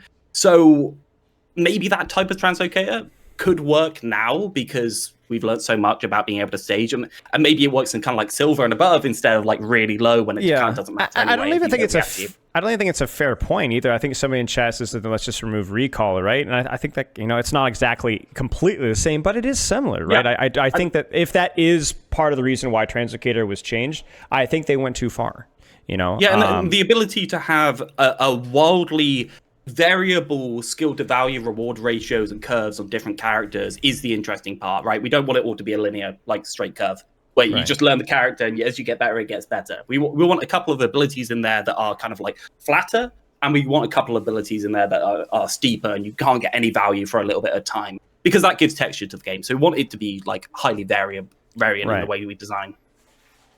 So can I just talk about EMP and health packs real quick? Because I feel like that's the first bit that they actually properly gave up with on Sombra for really no reason whatsoever. So EMP and health pack and how that worked. It was Anubis second, Diva runs down, gets the pack, comes back up, charges Sombra, goes back to get more damage, right? Yeah. That's kind of what we're talking about. And it failed in a really specific and simple way. Blizzard really wasn't thinking very much about ult charge rates at the start. I feel like at the start it was kind of like we tried it out for a couple of hours in a testing room and we wanted the same amount of ults per 5 minutes kind of thing, right? Mm-hmm. So a couple of the things like EMP, specifically being able to get the ult charge from health packs, went under the radar, whereas the things like soldiers healing, he actually got extra ult charge added to the amount he needs to charge his ultimate because they accounted for a little bit of healing being done. So all of the characters that have a little bit, so there was kind of like a set level of healing, which is ult charge points per ultimate, which is like 1,600-ish, and then tanks had a lower one and supports had a higher one, and those were adjusted individually dependent on character. But so Tracer was, and Tracer has been, apart from Remech, Tracer has been the cheapest ultimate in the game at, what was it, 1,200 points. So what ult points do you think Sombra had? 1,500? Yeah, 1,440. Really? So it's the That's second cheapest ultimate in the game. Yeah, second cheapest in the game. And that creates problems because if you are healing up the Diva with an Ana, you're actually getting half the amount of nano boost per EMP, right? Yeah, that's crazy. So there's infinite ult economy bonuses, and we'll all agree that EMP is probably just better than nano boost in general. So it's very easy to fix, and I think, Spilo, can you fix it? Is that really fixable in like 5 seconds? Sure. I mean, certainly, like, you could even do like a spectrum, right? Like of how much percentage ult charge do you get for self healing versus team healing, and then also like, yeah, there's I think also part of it was also due to like health pack locations and how relevant they were as well. But I think so. So talk to me about your rework ideas. Talk to me about your rework ideas here. So I think you're the Sombra support guy, yeah? So I have a Sombra support. I do it in 6v6 with 200 health pools. That's just how I like the game. So that's how I run my pugs. Okay. Not that it matters in particular for this one, but essentially what I've got is I've got a separate hack instead of the virus ability on the shift, and it puts on 35 health per second onto the target for 6 seconds and gives them a 30% speed boost. And so small speed boost, very small heal over time. Yeah, so what it does, it allows you to pocket an individual character and then be able to move away from that space in order to do interesting things. And you can use this across map and stuff like that. With a longer heal over time, essentially. That's why you're allowed to move away. Yeah, Okay. longer heal over time, so you can put that pocket on and you can move away. Or alternatively, you can pocket your support while they're getting dove and hack the target while they're getting dove in order to relieve some of that pressure and that sort of stuff. So there's two separate hacks: offensive hack and defensive, or team hack, enemy hack, essentially. Yeah, team hack versus enemy hack. Got it. So essentially, we put a AOE healing aura on them. Really, that's a stopgap from other healing kind of like modes we could use, because that's a fairly easy one. It's just like 14 health per second in the area around them, just to fill up the healing until it's at a point, because that's not really the point of the rework for the most part. It's that you can do a very simple thing like that, allow Sombra to target one individual person, and have a lot of depth on top of it. Interesting. I like it. I think like it would take a lot of cooking about like what your thoughts were with stealth and translocator, with like how would those abilities key in.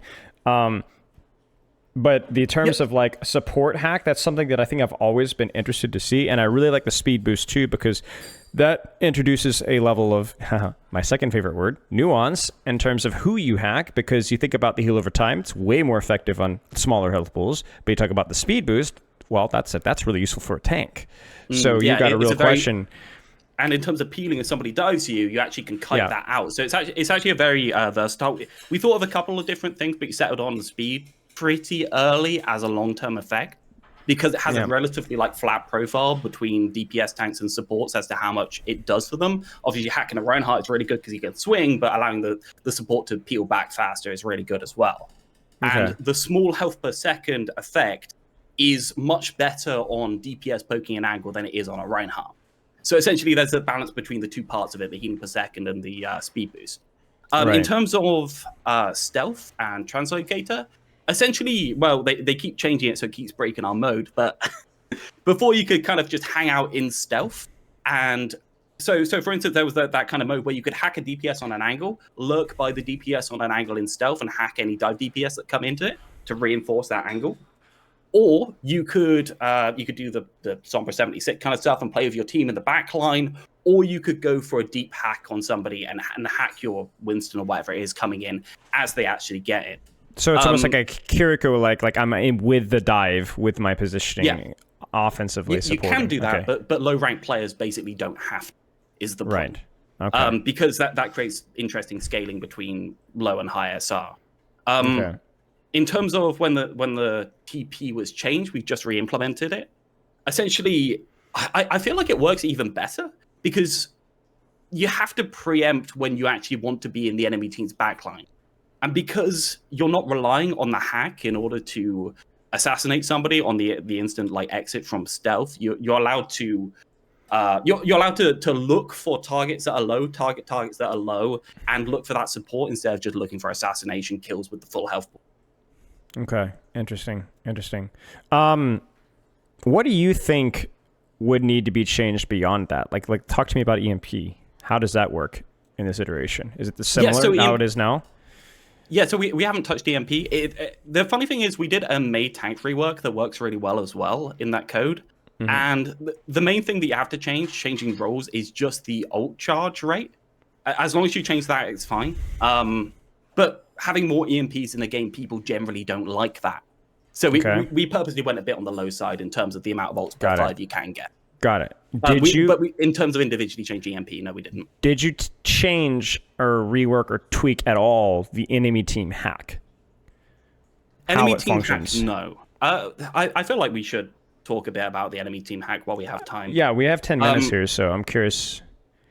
So enemy team hack is one of those things that I think, obviously, I think that chaining it to damage and chaining it to virus in general is really bad. I don't like it at all, because it means you have to front load your damage and therefore lurk and other things like that. Is that because of how difficult it is to land? Questron's out here somewhere screaming elsewhere, but yeah, I'm curious why. It's not particularly difficult to land, but it is very important to interrupt it, so it creates scaling problems with low to high ranks, in my opinion. Because if you do land that hack, there's no chance to peel, because the target's dead before the 1 second ability lockout is actually over. For the most part, if you're actually good at aiming.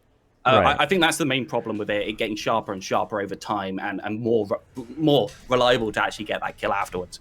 So we haven't actually touched the enemy hack in the code, it's still exactly the same as it is in 5v5. So I think it would actually translate over fine. Personally, to me, I think we should definitely change down opportunities to maybe like 15%. And then actually, for the first time ever, specifically balance Hack's interaction with tanks. Especially in 5v5, it's really not that confusing. Why does Hack bring ball out of ball form? Everyone's been asking for this since Overwatch 2 was launched. It's kind of that thing where I'd love for Hack to be able to do 2.5 seconds lockout on DPS and 1 second lockout and specific interactions on tanks. I think that would be perfect for 5v5, but for some reason, I don't know why, because really there's not that many interactions, we haven't done it. Okay, interesting. Yeah, I guess my question would be, in terms of like, what are your thoughts on Hack as a projectile? In terms of still as a support, but Hack as a projectile. I hate you so much. Talk to me about why you hate me. Okay, so there's kind of 4 things that scale within Overwatch in terms of skill to value, in terms of SR. Okay, you have positioning, you have timing, you have mechanics or aiming, and you have knowledge. Okay, you do not need every single thing in the game to scale with mechanics. Jesus Christ, people that rework heroes, you do not need to do this to everything, because it creates interesting texture in the game when some things don't have to. And it creates characters that certain players can play into, or play if they don't want to have to interact with the hard as nails aiming system in Overwatch, which is, as everyone says, the hardest game to aim into, and the game where aim should, and it doesn't anymore, matter the least. It does matter now. Someone just said, would you not agree?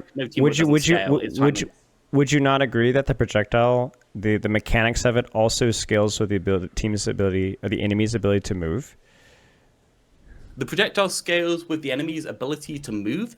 Yes, so we're making it so you have to have a mechanical focus on the Sombra, and we're making it so the enemy team has to have a movement focus.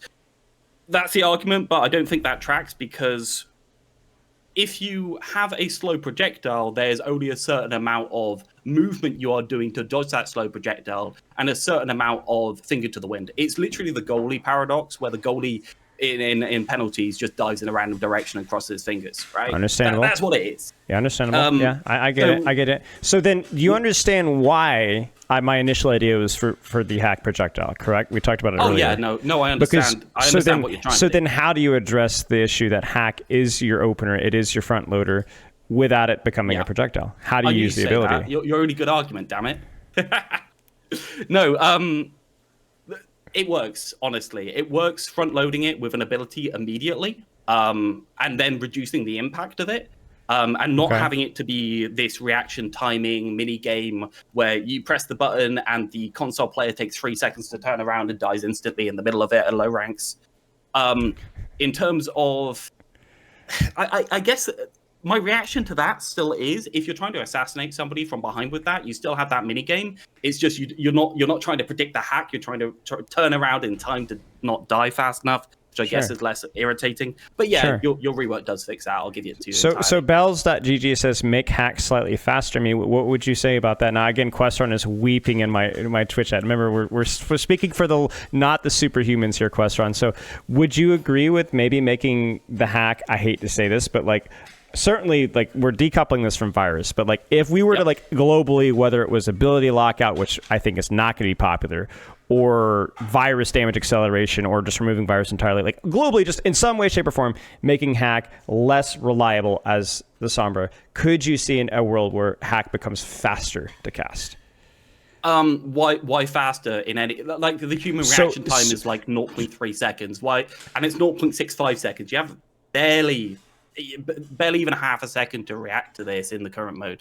Yeah, that's true. Maybe it's just not cancelable at all. Like, I don't, like, there isn't like a clear, this is tough, you know, there's not like a really clear, it's not, if you're in a good position and you're behind somebody with the current one, it's not cancelable in any way. And I don't even think this is a good thing to be using as a balancing knob, because it changes so much from low rank to high rank. If you're at high rank and it takes 1 second to cast, you get interrupted. If it's low rank, there's 0.6 seconds to cast.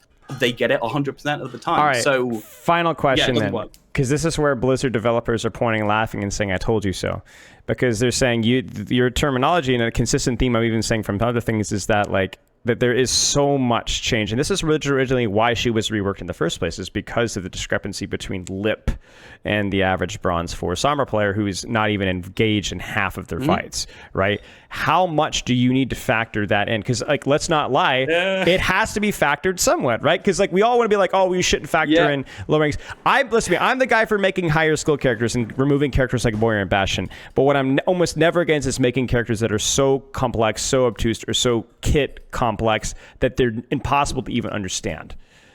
Sure, and the idea is, can you get consistent general value on a character in Bronze from existing behind your line and generally doing normal things that a general person that just picked up the game would do? I think you segued a bit weirdly there, because it's one where it's...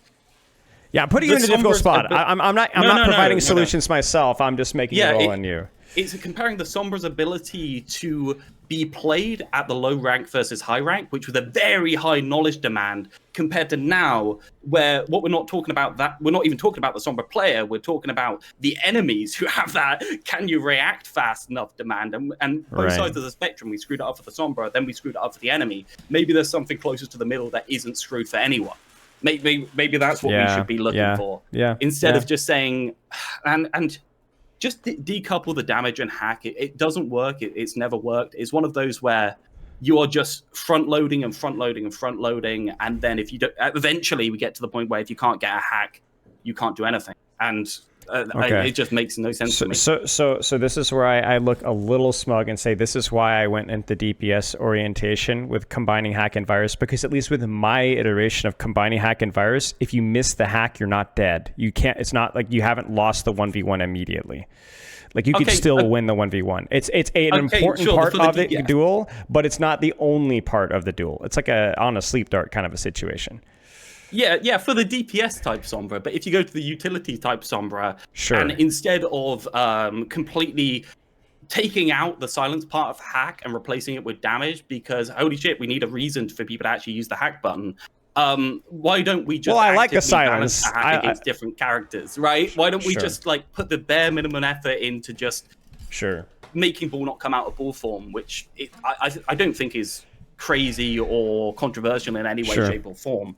And make it less affecting on certain tanks, which is what we've done with Sleep Dart, is what we've done with Anti, it's what we've done on a load of different things. But for some reason, instead of doing the same thing with Flashbang and the same thing with Hack, we took those specific abilities out of the game. And remember, those are kind of the only two left that haven't been put back in at some point. And I will say that like it's unfair to put Sombra under the complete microscope, because ironically there's at least two other characters that definitely fall into that category of unapproachable skill floor, with Ball and Widow, right? So those heroes I know are definitely complained about to an extent. I'm not saying that those are paragons of like every character has to be, but like I think Wrecking Ball is a little bit overhated. I think there's aspects of his kit that I definitely would change his survivability, but I actually don't know that I would be for removing Wrecking Ball as an identity. I think that he's very unique and very fun, and I can see some of those same arguments being used for Sombra.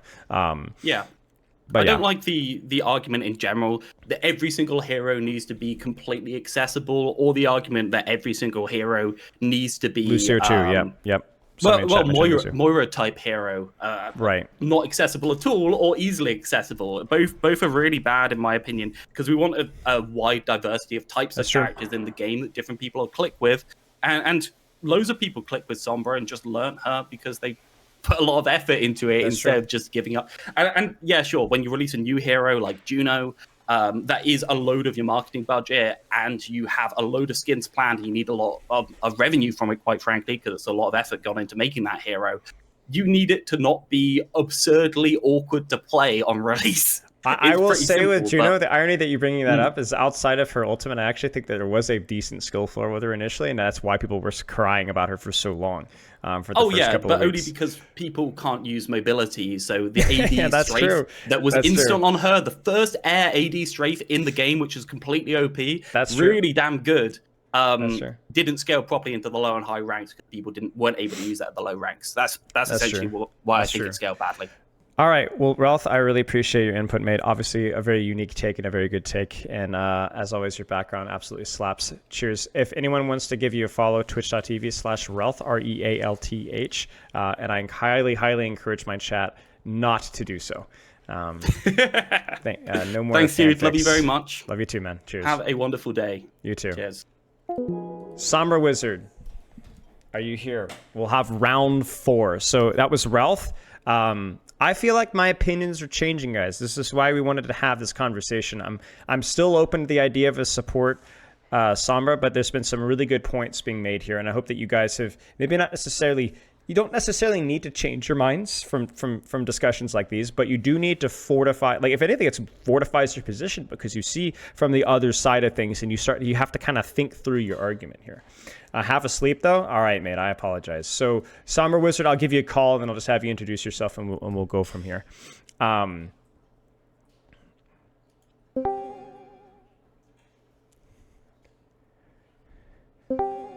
All right, so the best part about this is you don't even need to like think of how to introduce yourself. You just read the message you sent to me.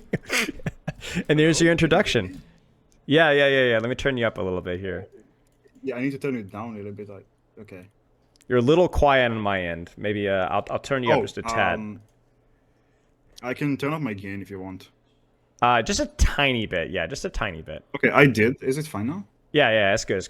You're good. Nice. So basically, I'll introduce myself briefly.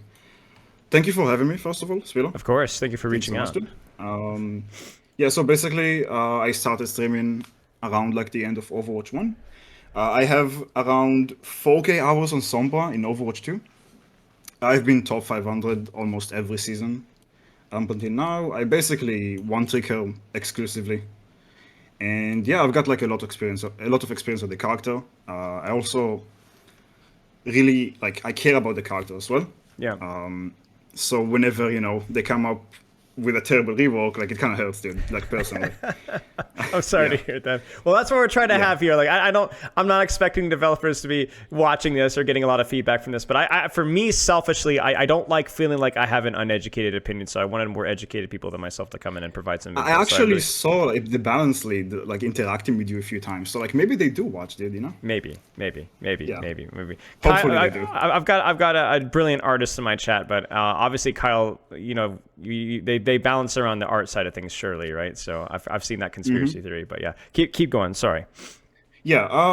Okay. I will put out a few points first to just get it out of the way. Absolutely. If I had a button that I could press and revert to Season 6 Sombra, I will press that right now. I am talking Overwatch 2 Season 6. Okay. Talk to me through exactly what she was like, because there's been so many seasons. So that's the version before the virus rework. So you had placeable translocator, you had stealth on command, you had 25% damage boost on opportunist, and hack was 1.5 seconds. Okay, so it was old translocator, old stealth, but opportunist as a hack, correct?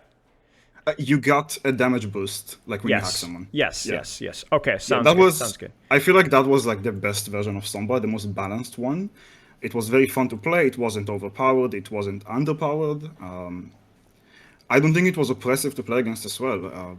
But Right. Now, what about that did you feel like really was beautiful? Because you're coming at this from a very high level perspective, which means that your take is very interesting here. So what about Sombra there made her so appealing to you?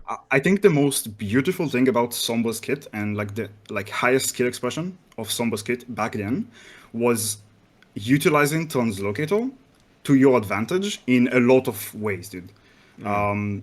Be it placing it pre-fight, behind your team, placing it on a health pack, placing it mid-fight. Let's say, for example, you're fighting a Hanzo, okay? So you throw translocator behind him, so you bait him into looking back, but you don't actually teleport, for example. So there's a bunch of mind games and a lot of pre-planning and kind of a visionary gameplay, you gotta predict the fight that's gonna happen. I felt that was very fun, and I felt that was the core of old Sombra, at least for me.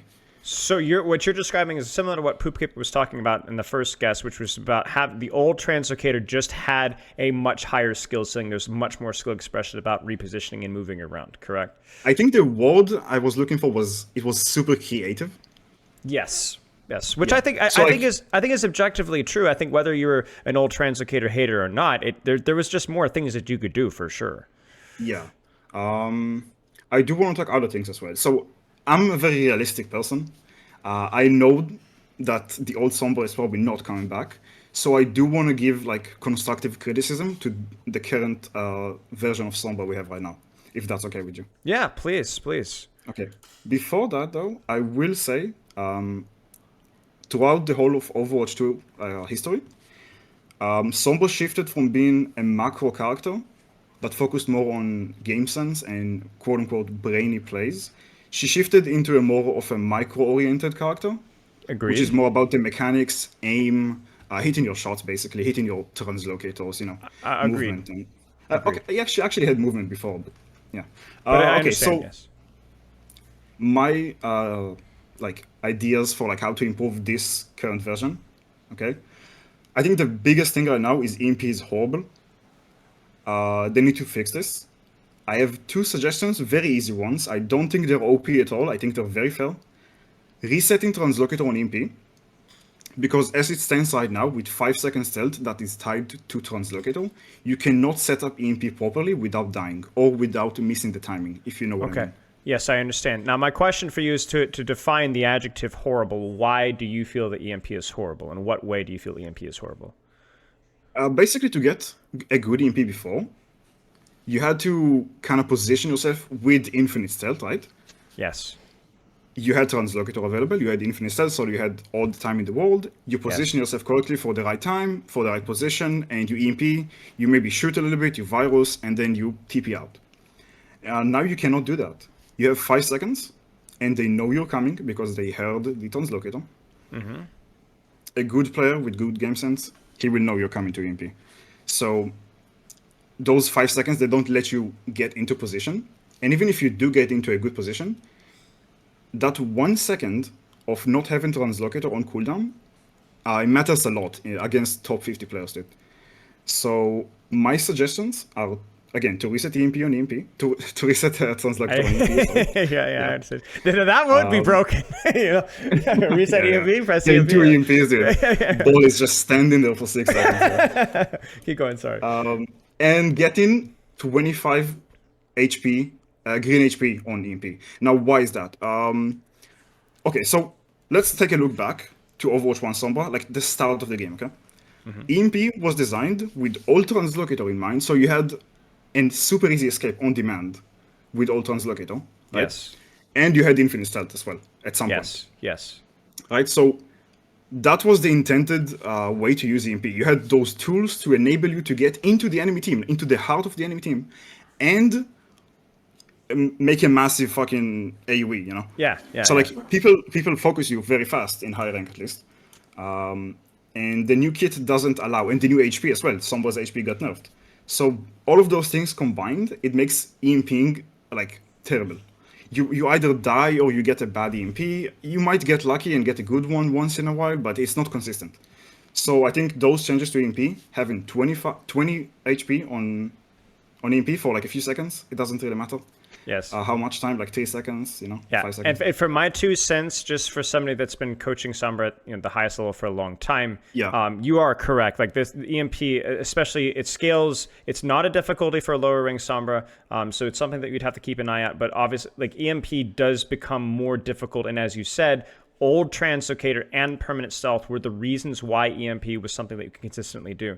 Now, what I would say is you're going to have to scale the silence duration, and you're going to have to scale the HP duration, because I think EMP is strong. It's just difficult without getting traded. So it's going to have to probably be a give and take, playing a little bit of devil's advocate. I do agree with the fact that EMP is an amazing ult. It's just not amazing for the Sombra, right? If that makes sense. Right now it's not, but it used to be like an amazing idea. Sure. Yes. What do you suggest? How much, like, let's talk numbers. I don't know. So what is it right now? Is it 30%? Honestly, the damage is negligible. I think the silence is like a lot more important. Yeah, it's 3 seconds, right? Am I correct? Yeah, it's 3 seconds. Right? 3 seconds. I mean, even 2.5. 2.5. 2 or 2.5. Okay. Try see how it goes from there. 2.5. Yes, for the silence, and then honestly, yeah, that could be decent. And then iterating it with your either the HP increase or the translocator reset. I actually think the translocator reset would be. I honestly feel like my favorite, just because I think like the amount of cool things that you could do with that. Now you could definitely translocate in and then translocate out for free, and maybe, but like honestly, I think all I can think is like playmaking my brain immediately. Yeah. But I'm honestly not too sure. I think that would be something you'd have to experiment with more. But yeah, anyway, I think I'm all with you on that one for sure. Now, my question, and I got something in my chest, is no nerf damage and keep utility, and I think like that's kind of my problem is that when we think utility with Sombra, it's like it always seems like it's revolving around that silence, right? Like that silence, it needs to have the silence, it needs to have the silence. Yeah, for sure, because that's like, well, that was a big part of the kit back then. Right, which is just tough. So I guess that's my open question for you, is that you go back to Season 6, and you talked about like how old Translocator more skill ceiling and that kind of stuff. But even though she didn't have the same assassin level ability that she does now, Sombra was still a very much hated character back then. And I know some people in chat are going to say it shouldn't matter. Maybe that's true. But do you have any takes on that? Do you think that the hated aspect of her kit is just kind of like we just have to deal with that? Or do you have any other ideas about what we could do with silence? Is there any other utility that you could bake into Sombra's kit? Or is it just roll it back to Season 6 and leave it as it is? Okay, so I know I asked a lot there. One. Yeah. I almost followed everything, I think. Okay. I do have a take on that. I think that people actually don't hate Sombra because of hack. I think it's because of stealth, actually. Okay. I think I'm not talking about high elo players. I think like masters and above, I don't think people have problems with this. Okay. But low casual elo, like casual low elo players, I think in every video game, every multiplayer video game, League of Legends, bro, like you had Evelyn, for example. I played the Finals as well. I don't know if you know that game. Recently, there was stealth in that game as well. In any video game, bro, people will complain about stealth because your casual player that is true. Has a hard time dealing with it, you know? Now, I think the recent... I'll get to you, Pickle Rick. I'll talk about Ball in a little bit. Great question. I think it actually solved a little bit of that problem. She makes a loud sound. She makes a loud VFX when she goes into stealth, and it's for 5 seconds. But I don't think there's a way to solve it completely, like without removing stealth, right? But if you remove stealth, then you just better remove Sombra. Sure. So your idea... EMP, I'm sorry. So your idea with I was stealth... about to reply to you about like the EMP thing. Continue. Sorry. Yeah.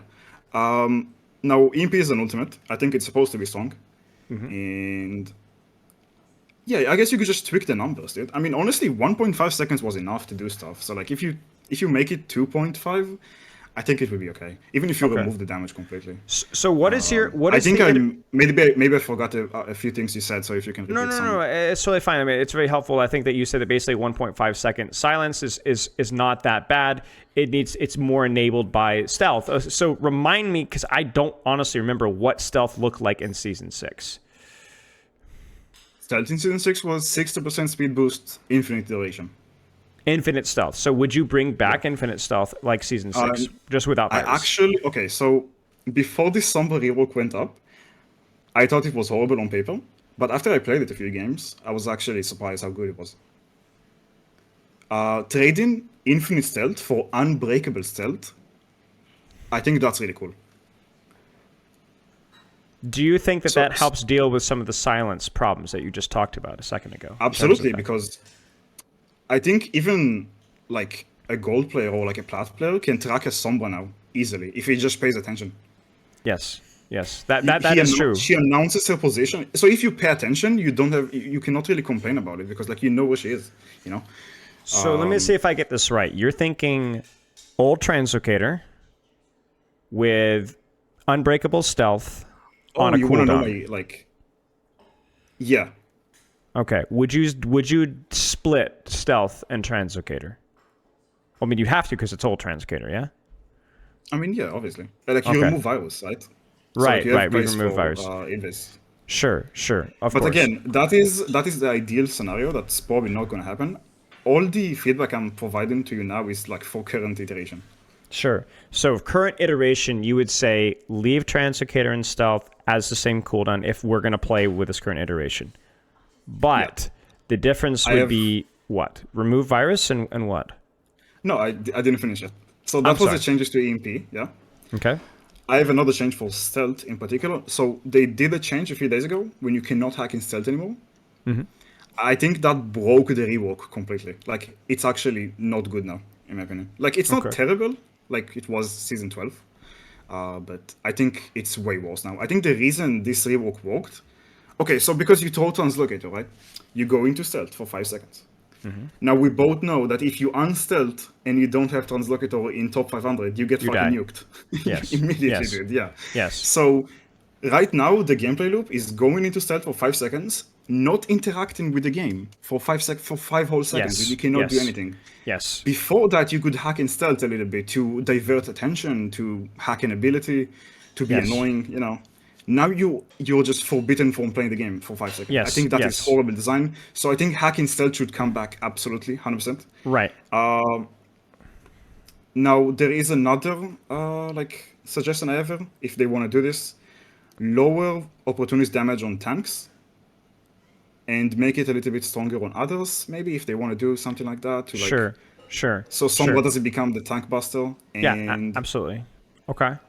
Now and also make hack. Just one more line. Please. Make hack 1.5 again, but on tanks it should be make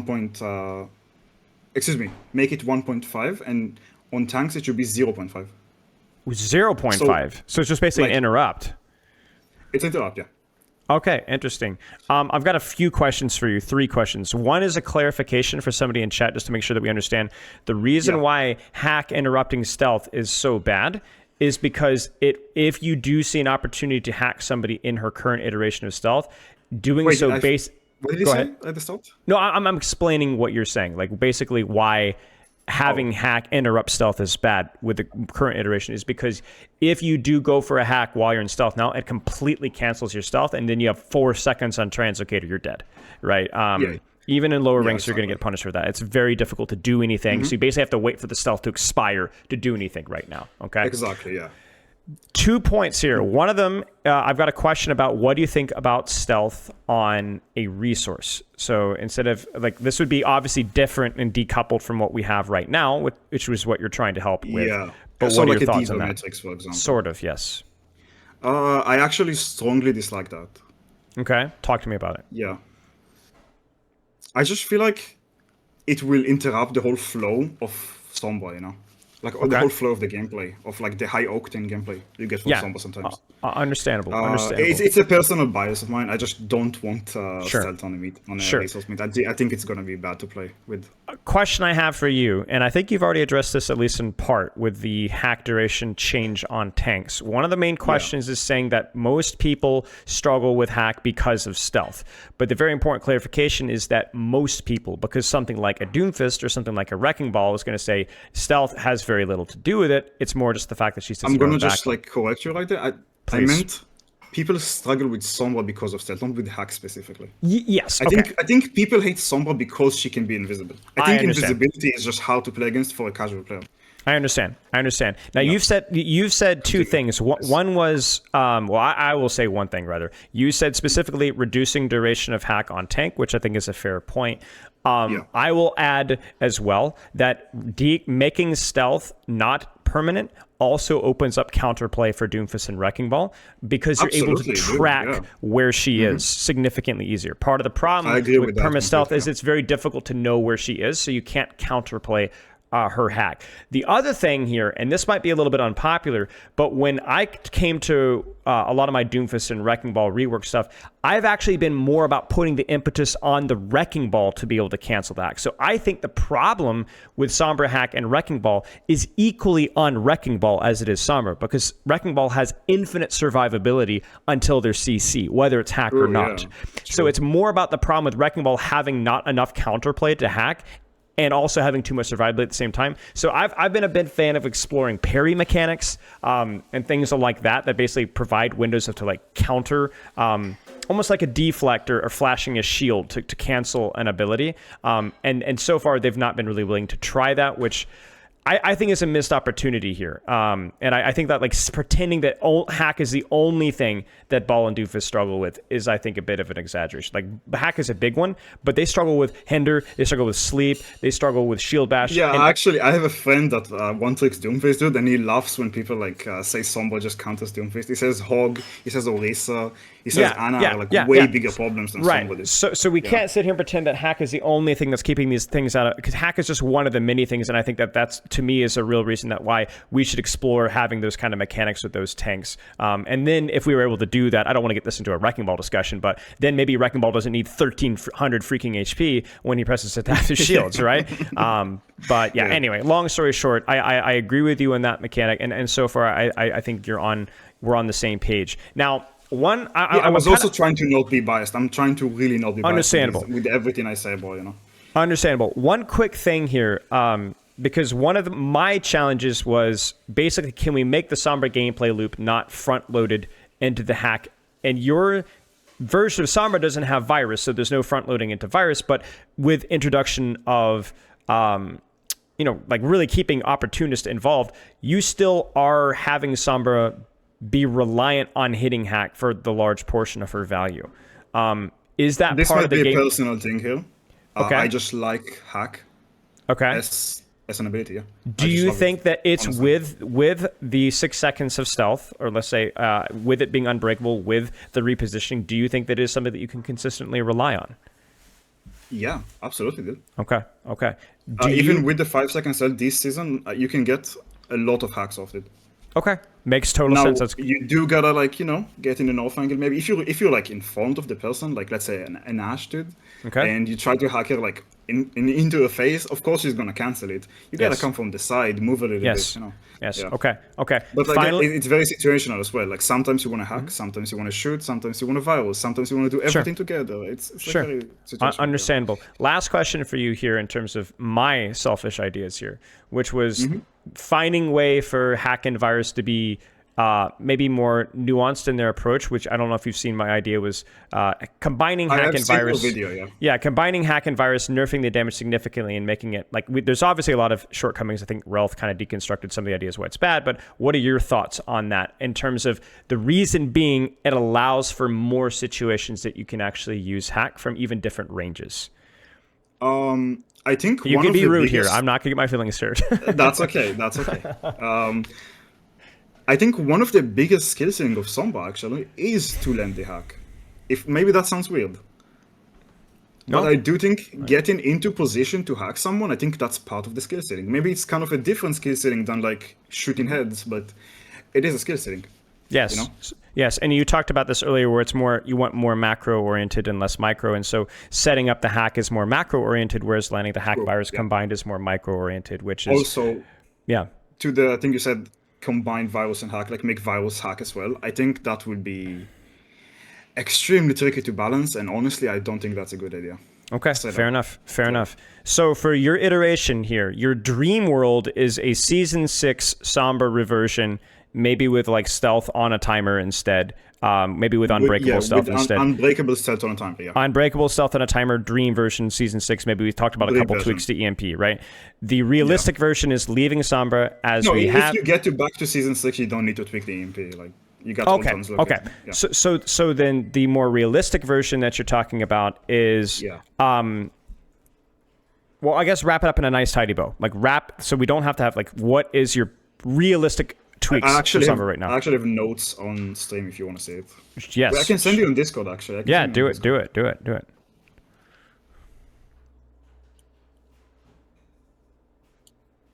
you go. I sent it. Okay. Let me pull it up really fast here.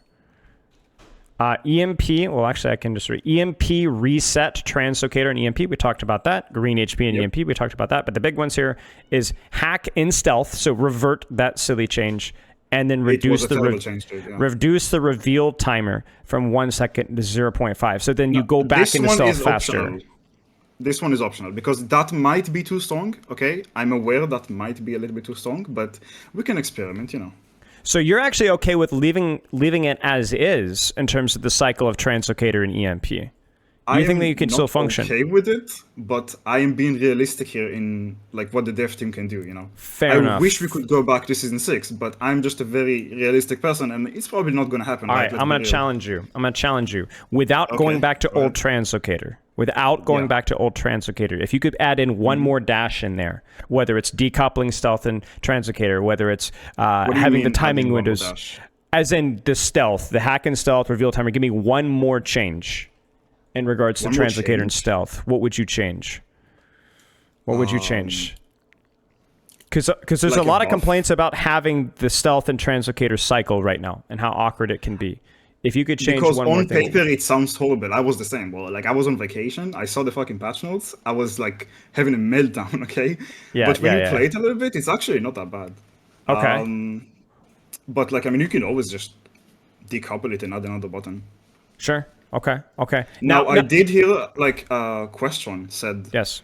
something about like when you exit stealth, you get 2 seconds on translocator every time, right? It was. Yes. Did I get that correctly? Yeah, it was basically if you leave stealth earlier, then you don't get punished with a longer translocator cooldown.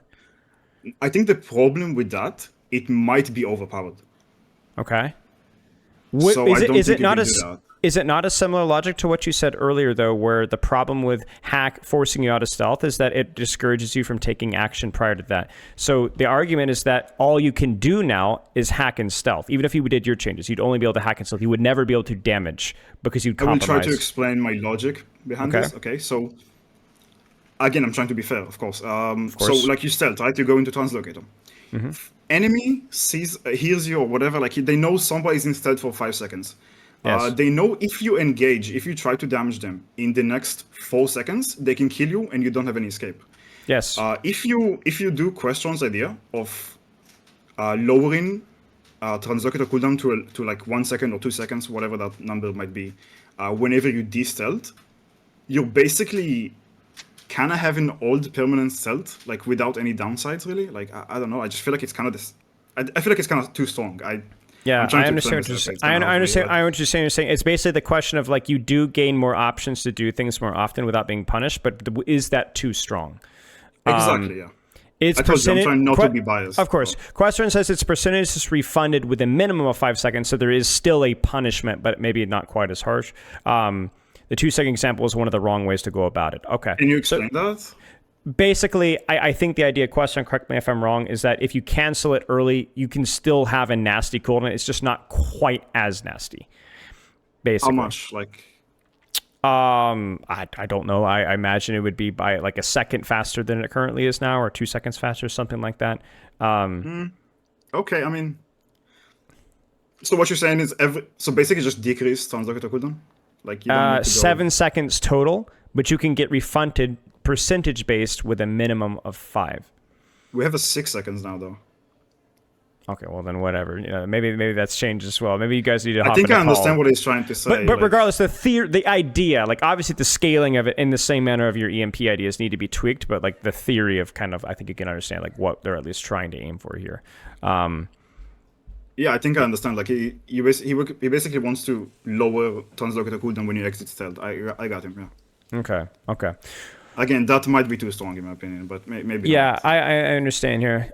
Yeah, I mean, clearly, no matter what's being said, what's your stance on philosophically? Final question for me here is like, what's your stance on philosophically? What makes Sombra Sombra? What's the balance between keeping the hero's core identity unique versus something that is unhealthy for the game? You specifically talked about stealth being the major problem for a lot of people, and I think I'd agree with that. But do you have any additional? You don't agree with that? No, I do agree with that. I do agree with that. Oh, yes. you do? Okay. But I I'm didn't curious hear to see, like, what is your stance on that thing? Because this topic is really harsh. It provokes, there's a lot of Sombra mains that are very aggressive and frankly, quite like, it's one of the rudest communities I've interacted with recently, which I understand. I don't want people to feel like they're losing the identity of a character they like, but then also people are very rude about Sombra too. And I'm certainly no saint when it comes to that too. People hate Sombra. Like I don't know if you saw the most hated hero video I did about 6-7 months ago. Dude, trust it was me, like, I know how much people hate Sombra. it was I like know. 10,000, 15,000. There was many thousands and thousands and thousands of people I polled, and Sombra won most hated character on all ranks, right? So where's your stance on the philosophy behind that? I think obviously like your ideas definitely so alleviate Sombra's a lot of that identity. pressure. for sure. But how far do we go before we destroy her identity? Is her identity something that we can find the balance with? This is kind of a broad question. Yeah, first of all, I'm gonna reply to your last sentence. Sombra's identity is basically gone now. If you compare Sombra Overwatch 1 to Sombra Overwatch 2, it's basically gone. For the most part, you have some remains, dude, some bones here and there. Because let's take a look at the changes, right? Mm-hmm. Okay, so the change between Overwatch 1 and Overwatch 2, you lost the hack duration. Mm-hmm. It went from being 5 seconds to 1.5. Okay, that's not a big deal because you lost one tank, the game became faster, so like it's kind of like almost the same like value, I guess you could say. I'm trying to find the right words here. I'm sorry. No, it's totally fine. No, your English is excellent. Oh, thank you. So like I would say season 1 to 6, Overwatch 2. I think Sombra retained her identity pretty well. I think they did a great job with that rework. Now let's move on to the next rework, which happened in season 7, which was the virus rework, right? Let's call it like that. All translocator got removed, right? I think that was a massive part of Sombra's identity. So we got virus instead. I hated virus with every fiber of my being, dude. I absolutely hate that. I think it's clunky. I think it's not consistent. It's just not fun for not the Sombra player and not the enemy. And I will admit that as well, that I think that my initial take on that it forced Sombra to be a lot more interactive and also allowed her to be more easily punishable. Those things are definitely improved with the rework, but you are right that I think I was a little too, I think in hindsight, I think that my takes on the rework were not fully accurate. I think that it definitely encouraged that whole hardcore micro style of approach, which didn't necessarily solve a lot of problems. It just introduced some new ones. So yeah, that's fair. So, like, let me continue virus. Okay, so you lost the translocator, you got virus instead, which is terrible. So you lost a massive core of your identity by losing translocator. You still got infinite stealth, you still got hack. Okay, what do we have now? I think the part of the identity that Sombra lost with season 7 is kind of like this infiltrator that could be anywhere at any time, that could teleport across the map in a blink of an eye, dude. And, just like this mastermind, like this identity of a mastermind, if you know what I'm trying to say. Yes, I understand. I think a lot of Sombra mains that played her religiously will agree with me here that Sombra is no longer a mastermind right now. She's a purple tracer with invisibility. And then we got the recent rework right now, which removed the infinite stealth and gave us back opportunities, right? Yes. I think the purple tracer thing is an interesting thing because I don't fully agree with the idea, because I think actually she has aspects of her that are interesting. Like the verticality is something that Tracer doesn't really have, which is nice. But I think the thing that's actually different from her and Tracer in a bad way is Virus, right? Like it all roads kind of lead back to Virus, honestly, because Tracer doesn't have the skill shot. She doesn't need the skill shot. There's a lot more skill expression with how she blinks and just how she tracks. But with Sombra, it feels so feast or famine, with Virus, right? You're either relevant or you're not. That's what I was saying when Virus is inconsistent, yeah. Right. Like when you hit the virus, you get an amazing game, and when you miss your viruses, it's just kind of jovial. Right. But now with the recent rework, it's way better because you have opportunities back. Right. So you have more consistent damage. So you don't have to hit virus to apply pressure. Right. Yeah. Okay. I had one more question for you. I can't remember it. Oh, last question. Yeah. So because you're a Blizzard shill here, obviously, you said that you've actually, some of the Sombra things have grown on you recently. I mean, obviously it's not optimal. You still hate Virus and all that kind of stuff. But what aspects of her current rework have you liked more the more that you've played them? Yeah, so like my timeline with Sombra is like kind of like, season 6, season 7 came out, the rework came out. Yeah.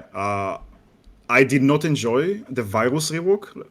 We call it like that, right? The Virus rework, I did not enjoy it at all.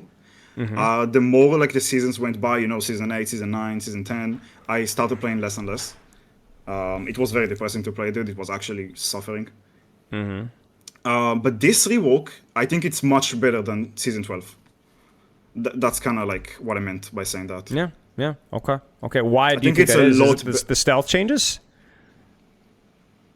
Okay, it's both the stealth changes, which make you probably know, like, playing against the Diva Tracer comp as a Sombra is fucking cancer. Yeah. Sorry for the for the No, road, it's fine. but it's horrible. Like, so that makes it a lot more playable. Is that the Also- because the uninterruptible stealth for that? Yes, so it makes spy checking more bearable, to play against. Yes, agreed with that. Second thing is hacking in stealth. That brought back like a part of old Sombra for me, so it was kind of like nostalgic in a way. And it allows you to play a lot more like about diverting attention and like being annoying and like Yeah. I just realized something as well is that like having And the uninterruptible. third thing I forgot for a second is like no, the go ahead. opportunist damage. Having consistent damage from your gun. Yeah, you need to hack someone for it, but you can hack people. It's fine. It's not too hard. Yeah, absolutely. So Absolutely. having consistent damage instead of relying on terrible virus is just way better. Dude. I actually, now that I'm thinking about this, is that I've not been as big of a fan as opportunist because I have found that on paper it's hard to get that hack. But I think with the uninterruptible stealth, that might be why hacking feels possible now. Is because it does feel, at least, okay, maybe prior to the recent revert, but in theory it should be easier with an uninterruptible stealth to get the hack up. I'm not sure if you agree, so that you can actually use opportunist. I mean, getting hack off is more about using those 5 seconds of stealth to reposition and get into a position that the enemy is probably not looking at right now. Yeah. Of course. Also, it's about movement as well, like to dodge. Sure. Okay. Yeah. Any final thoughts? I really appreciate your time, mate. I just hope that, like, the devs see this, dude, and I hope so too. There's been a lot of really good ideas too. Sombra is really close to my heart, bro. I know it's cringe, but like I genuinely love this character. Sure. I really want to love this game, dude, but like they're making some really bad decisions sometimes. I understand, and I think these kind of conversations. Oh yeah, wait, my chat just told me something I completely forgot about. Please go for it. Detection range. What do you think about that?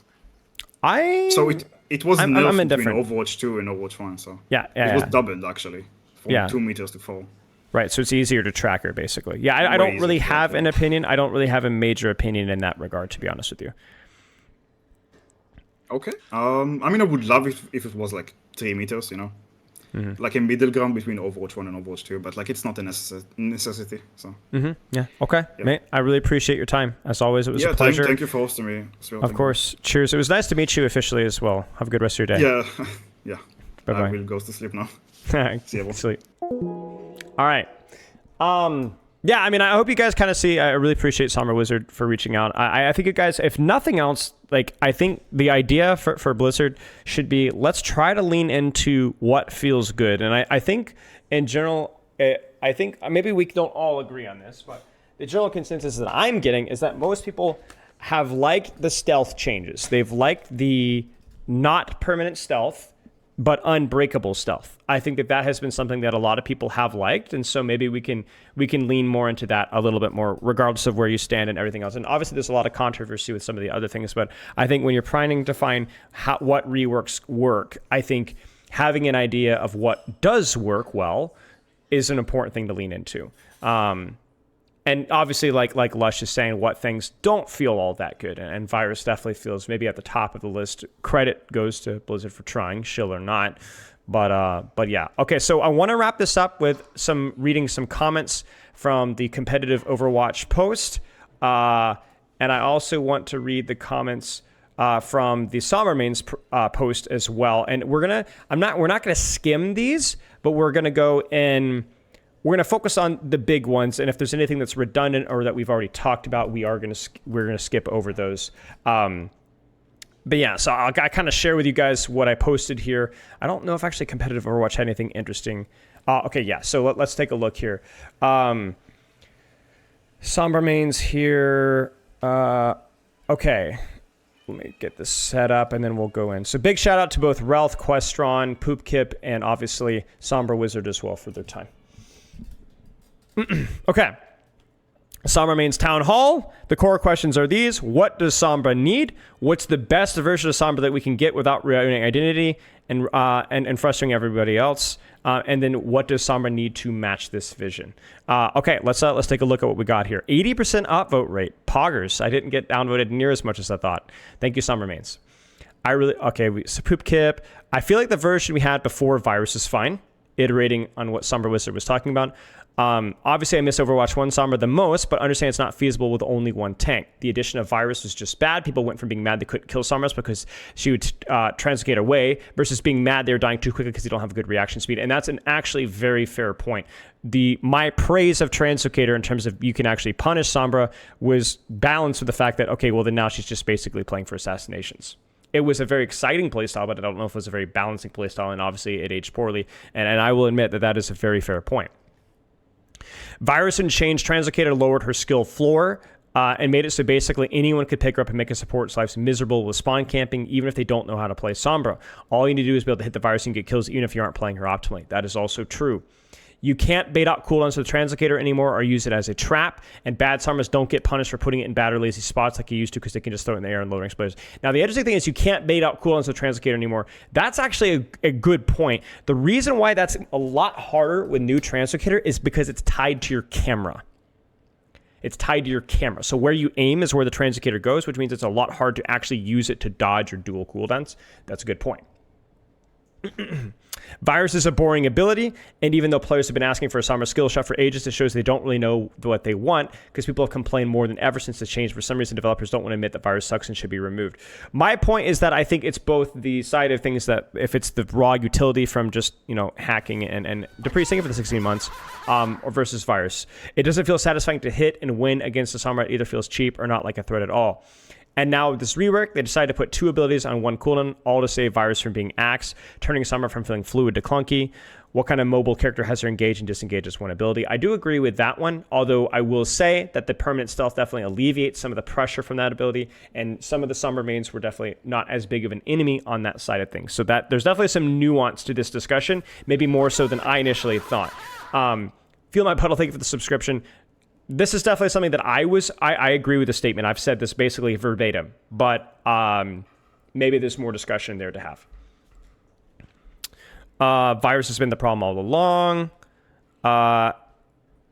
As someone who's played a lot of Sombra, I think the best version of Sombra is launch Overwatch 2 Sombra. Just give her limited stealth and tweak numbers from there. I think teams should be able to see the hacked health packs through walls, even if you don't ping them. Sure. I think there's a lot of individual little ideas, like being able to see hacked health packs or being able to see actual ult percentage, like Poopkip's idea, or small health ult charge from health packs. Okay. On hate, while I hate to admit it, hatred and frustration is important to take into consideration. That said, I do think mainly higher tier players should matter way more here. The higher ranks how to best implement the tools given to them. We don't ask high school basketball players what rules to change in the NBA or weekend carding guys what to change in F1. They don't know what they're talking about, so why should Overwatch be balancing be any different? Now, I will say that I mostly agree with that, but that's also a really good argument against removing Virus because it's mostly a console problem. It's mostly a low to mid rank spawn camping problem. That's less of an issue in higher ranks. So we have to be careful with that logic, but I do mostly agree. Let's see here. Sombra isn't a character whose identity playtile is easily understood by a casual player. Thus, she receives excessive hate simply because the hater lacks knowledge. That is true. One of the things that I did in my rework videos, I said that people that say Sombra is easy are not smart. That is objectively not true. And as somebody who's I put around 30 hours post rework, more so than honestly I put in I think more than any character I put. Because when I was learning Sombra, I put in a lot of hours. So yeah. Best version simply in state Overwatch 1, more complex and hypercritically after my previous statement about low rank campaigns should matter less, lol. Hot take, but bear with me. I read an out of left field idea somewhere that she should be reworked into support, and I love it. We kind of talked about that already with Realth. Okay. Thank you very much for y'all's feedback. If this is about the rework suggestion, not interested. I do not agree with your work suggestion in the slightest form. Again, this is just not helpful whatsoever. Prior to 2 reworks, before season 8 or 9, I think I even give it perma stealth, but I expect a 10 second, 12 duration of stealth, and no cooldown lockout on Translocator. What level of frustration versus Sombra is accessible? After this nerf, they don't deserve that much respect. I'm not sure I understand what the sentence is being said, but this is the kind of stuff that is very annoying to me. Way too much emotion tied in this comment, which again, this is not Sombra mains. This is I think I want to be very careful. I'm not painting everywhere with a broad brush. I think if they gutted any character like this, there would be a lot of emotion tied into, but it's just not helpful whatsoever. So yeah, this is why any r/some fill in the blank mains community is always going to be a little bit inbred. factoring changes, but how they complain. Roadhog, who's either hated or on the safe side of frustrating through his entire lifespan. The issues arise when they exempt some heroes from changes on the basis of this frustration. That is a very fair point. That is a very, very, very fair point. Where the frustration with Sombra mains might be that, hey, okay, yeah, Sombra mains are hated. Sombra is maybe the most hated character, but it's also partly because she's not as understood as a character like Roadhog or Widow, to be fair. And also Roadhog has had iterations, but they didn't. Roadhog is just as obnoxious as he ever was. He's not in the gutter necessarily, and he's actually been quite good at times. And the same thing goes with Widowmaker to an extent. So I think there's some fair points here. I think Mercy feels like a little bit like about that too. I feel that outside of Sombra, Widow is just as frustrating, angry. There you go. So why should Sombra be punished and Widow free from direct changes that change her identity? I think to kind of partly answer that question, 90% I understand. I'm with you on that one. But to partly explain it, I think it's because they just don't have. I don't think they have any ideas for Widow. I think that's the real answer. I think a similar answer for Mercy, actually. I don't think they know what to do with Widow, and I don't think they know how to change Mercy. And so Sombra gets thrown around a lot because there's a lot of things that you can do with Sombra, but there's some characters they just don't know what to do. Maybe that's giving either them too much or too little credit. I don't know, but that's my opinion on that side of things. So it doesn't necessarily make you feel any better, but that's my general impression. Are there pugs today? I'm planning on it. Poopkip, yes. Widow and Mercy don't cheat. That's true. That part of her identity is that's why people hate Roadhog. He's a turd, right? Like there is some personality expression in that as well. Okay. Not a hacker cheater. Yeah. I know how clear it is because someone up to most likely to see her give her hacking invisibility back since the 5 seconds you're invisible, you can't do anything. That is exactly what SombraWizard said, and I think that's a very fair point. The little setting up you were allowed when hacking invis was a thing. Yeah. Okay. So there's some stuff here that SombraWizard talked about here, which was very fair. Yes. Potentially Poopkip here. Okay, so we had some nice, really good feedback, and I appreciate this. And I already talked about some of the bad feedback that was given in the previous sharing of my content in here, which kind of put me on the wrong foot. But I think that these takes are very reasonable here. Give me just a second here. Let me pull up the other post, and then we'll get rolling.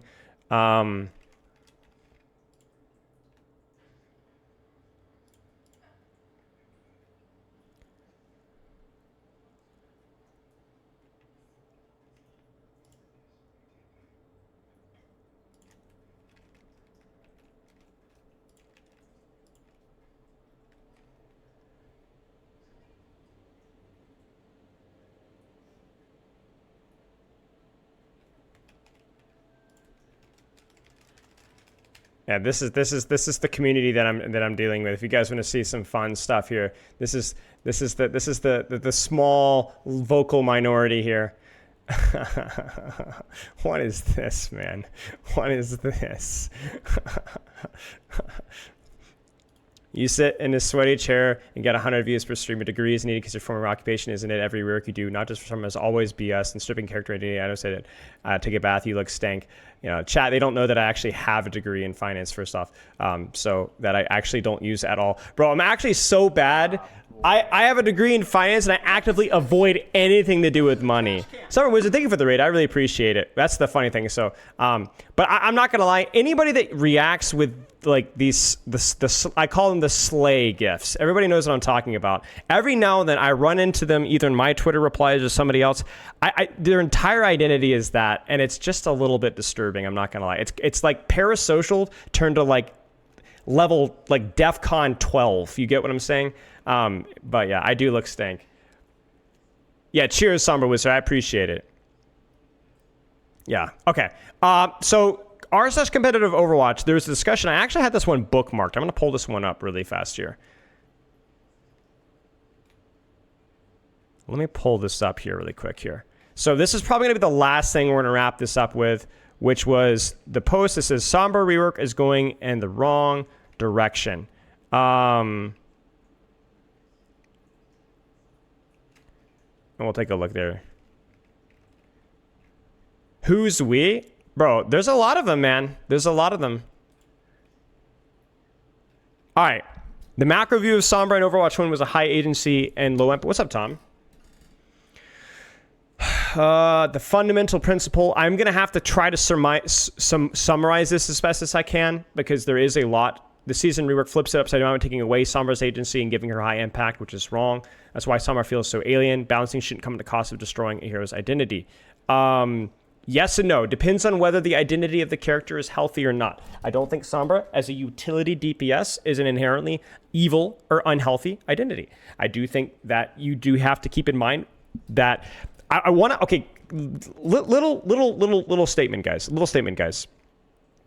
Please be very careful about what you say when you say identity.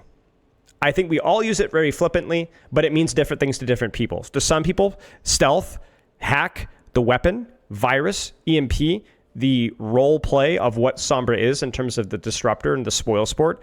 What does identity mean? What part is her identity and what part is not? I think this was really brought to my mind after the Ramatra change, where the people were acting as if punching through shields was like an inherently core part of Ramatra identity. And I do think that that change was completely unnecessary, but people like, what does identity mean? You know what I'm saying? Like, seriously, what does it mean? Like, what does identity mean? Like, we have to be super careful with painting that brush. And I'm guilty of that one too, but we got to be really, really careful, because that's really open to interpretation. That's really open to interpretation. You know what I'm saying? Okay. Agency and impact. A lot of agency, low impact, Overwatch 1. Overwatch 2, Translocator is still deployable. Okay, interesting. Big graph. Very, very nice here. Permastealth is necessary versus permastealth is the core problem. Hack should be a skill shot, or hack should stay as it is. Sombra should work more like Tracer versus Sombra should have her own gameplay loop. Now, I will say this conversation has definitely made me reconsider the hack skill shot, I think. To me is a form changer with shield Yes, Brax.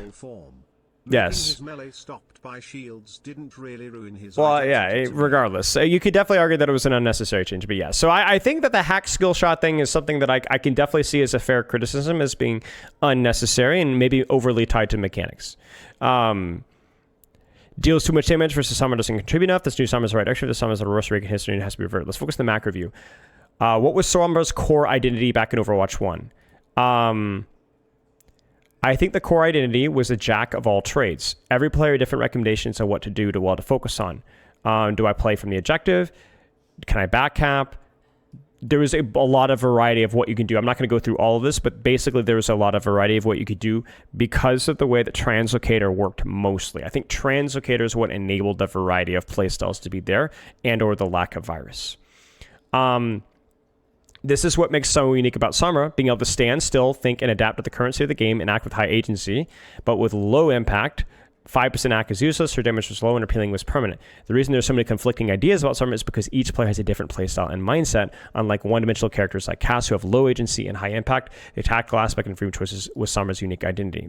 That's true. That's a good point. Now, Questron is out there screaming his brains out because he thinks that the slower, or at least he communicated that the slower side, the very tactical, slow side of things was, partly overrated, and the faster pace value of pressure was underrated. Okay. More towards the assassin, but still maintain much of her previous values. I think it was a wrong decision to skew Sombra towards simply more damage, but I have to admit, after the Translocator being no longer placeable change, the version of Sombra was held up until the current season was the healthiest version of Sombra ever, though I do miss not throwing my Translocator as a distraction. Sombra's agency was not as great as Overwatch 1, but it was good enough, and we could secure more kills ourselves. Permastealth, 5-second silence, or deployable Translocator were never core values of Sombra. Those were just tools enabling us to act with agency in a great variety of ways that is unique to each player, okay? The issue with the present rework is that it targets the tactical adaptability values that made Sombra unique and cripples their agency while increasing the impact. So basically the idea is that with the current iteration of Translocator, Stealth, Virus, etc., that the gameplay loop simplifies. You're very effective at that gameplay loop, but it's simplified. In other words, there's only about one thing that you can do, which is basically lurk, pressure, and so on, rinse and repeat. High impact, land hack, virus, and shoot means the target's dead. It's the most lethal combo in the history of Sombra reworks. 5-second stealth, which forces Sombra to engage to the end of its duration, but actively punishes early engagement because you get stuck without a way out. That's true. Clunkiness of Translocator and Stealth coupled on the same ability aside, the sudden flip of Sombra's fundamental value is the issue. Turning Sombra from high agency and low impact to low agency, high impact is the issue. Thank you so much, Frankie Tank. I appreciate that. Reinforced states in his video that Sombra 76 doesn't rightly capture the current state of the Sombra. Rather, Sombra now feels like Reaper, and he is right. Sombra's unique identity, which described above, was downgraded to a one-dimensional character like Reaper, but restricting her freedom of choice. Quest guy stated in his video that is the future of Sombra. It's because he's already thinking of Sombra as a one-dimensional assassin character, because that's the direction Sombra is skewed into by the release of Overwatch 2. That is wrong, because Sombra was never just an assassin. That's just one of several possible mindsets. People saying that this is the right direction are wrong, because this direction is a fundamental opposition to what it was just a season ago. If the issue is Sombra spawn camping or Sombra coming out stealth to burst down unsuspecting supports, the solution shouldn't involve erasing her unique identity. Now, notice that this person isn't necessarily saying that permanent stealth is a part of a unique identity here. That's just what Sombra players always gravitated to, even if they did not realize it, because everyone had their own playstyle. Now, I can't help but dedicate the last paragraph to my own personal take on what Sombra should be. This is separate from my main thought of the post. I think Sombra should have been a support. Yes, controversial take, because most people these days imagine Sombra as an assassin, have that fantasy, but as I explained above, I don't think that captures the whole identity of the character. Freedom of choice and adaptability are the defining values for Sombra. And I think I do agree with this. I think that if we can cook this into it, I think that if nothing else, I've walked away certainly more on this side of things. Sombra's focus shouldn't be necessarily on dealing damage. My idea was always a two-way support like Lucio, where while visible, Sombra is a healer, and while invisible, Sombra is a saboteur, and let her be an alternative to Zenyatta, low heals, debuff, and some potential for damage, and so on. And then we'll look at the top comment here. Things that define Sombra's unique DPS hero: low damage, low burst, high utility. Unique utility that includes disruption, scouting, and finishing off low heroes unexpectedly. Tough decision is hack before damage worth of time. No generic days. The addition of both virus and hack for damage amp are diametrically opposed to these defining aspects of a unique design and playstyle. As much as the translocator and stealth clones being tried to go as clunky, it probably needs to go. These two mistakes are even worse overall design positions for a playstyle. Now, this is the first time they've combined both terrible mistakes in the same version of Sombra, which is my main argument for this is easily a worse iteration.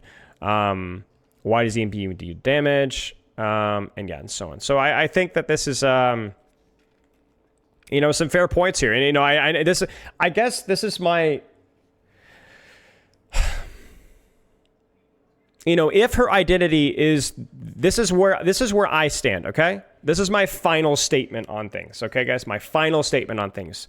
I am absolutely for, not just okay with, but I am supportive of the more choices, better, higher skill ceiling, DPS character, unique, more choices, more things he could do. Thank you, Zai, for the subscription. I'm getting a tuna foot long from Subway. What bread should I get, and should it be toasted? I don't know, man. What's the spice bread? And yes, you should definitely toast it. But I would love to see Sombra have more choices. And I would love a less simple gameplay loop with kind of what she currently has.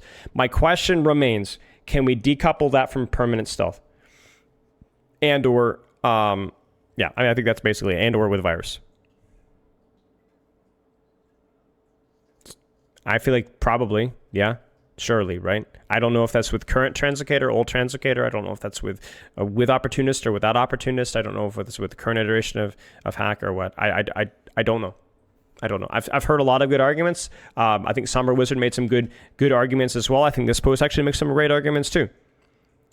But I think anybody that thinks that the solution is immediately simple. I mean, maybe the solution is simple, but let's put it this way.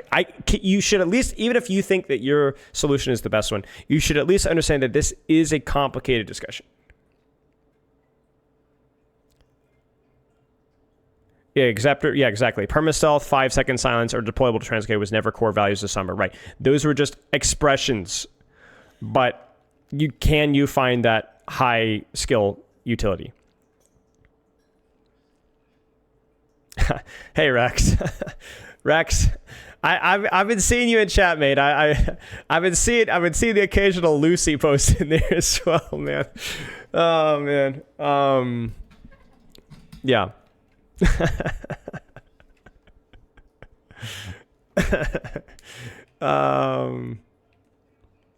Yeah, I don't know.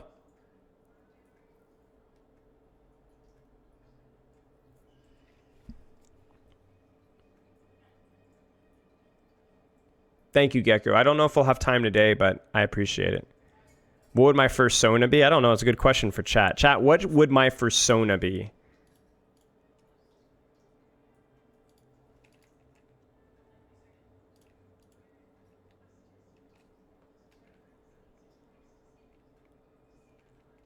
Also, I made a huge mistake, chat. On my tweet about the Sombra Town Hall, I said live on Twitch.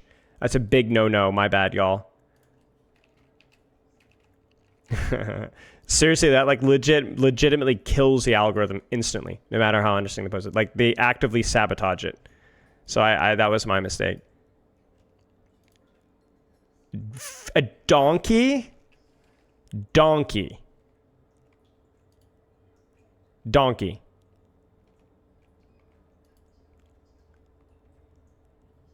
Cockatoo. Yeah, I could see that.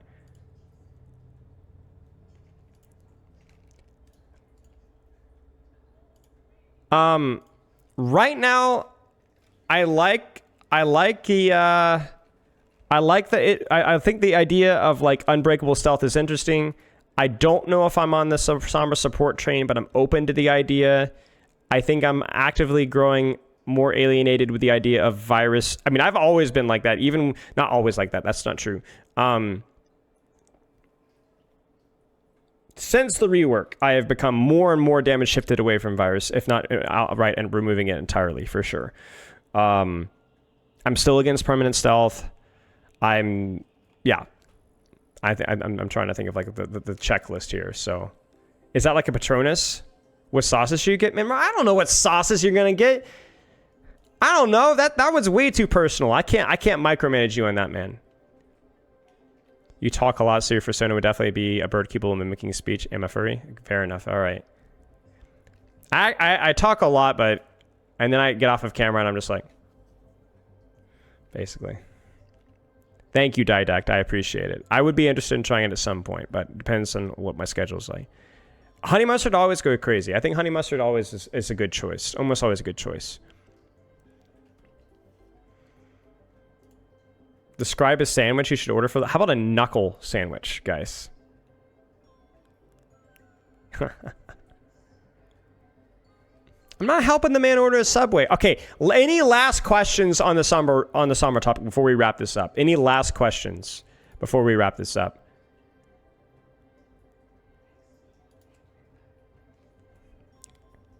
And thank you guys all for being here and all your feedback. I was trying to keep up with chat while still being a good listener. And there was a lot of good ideas from y'all. I really appreciate the criticisms and so on.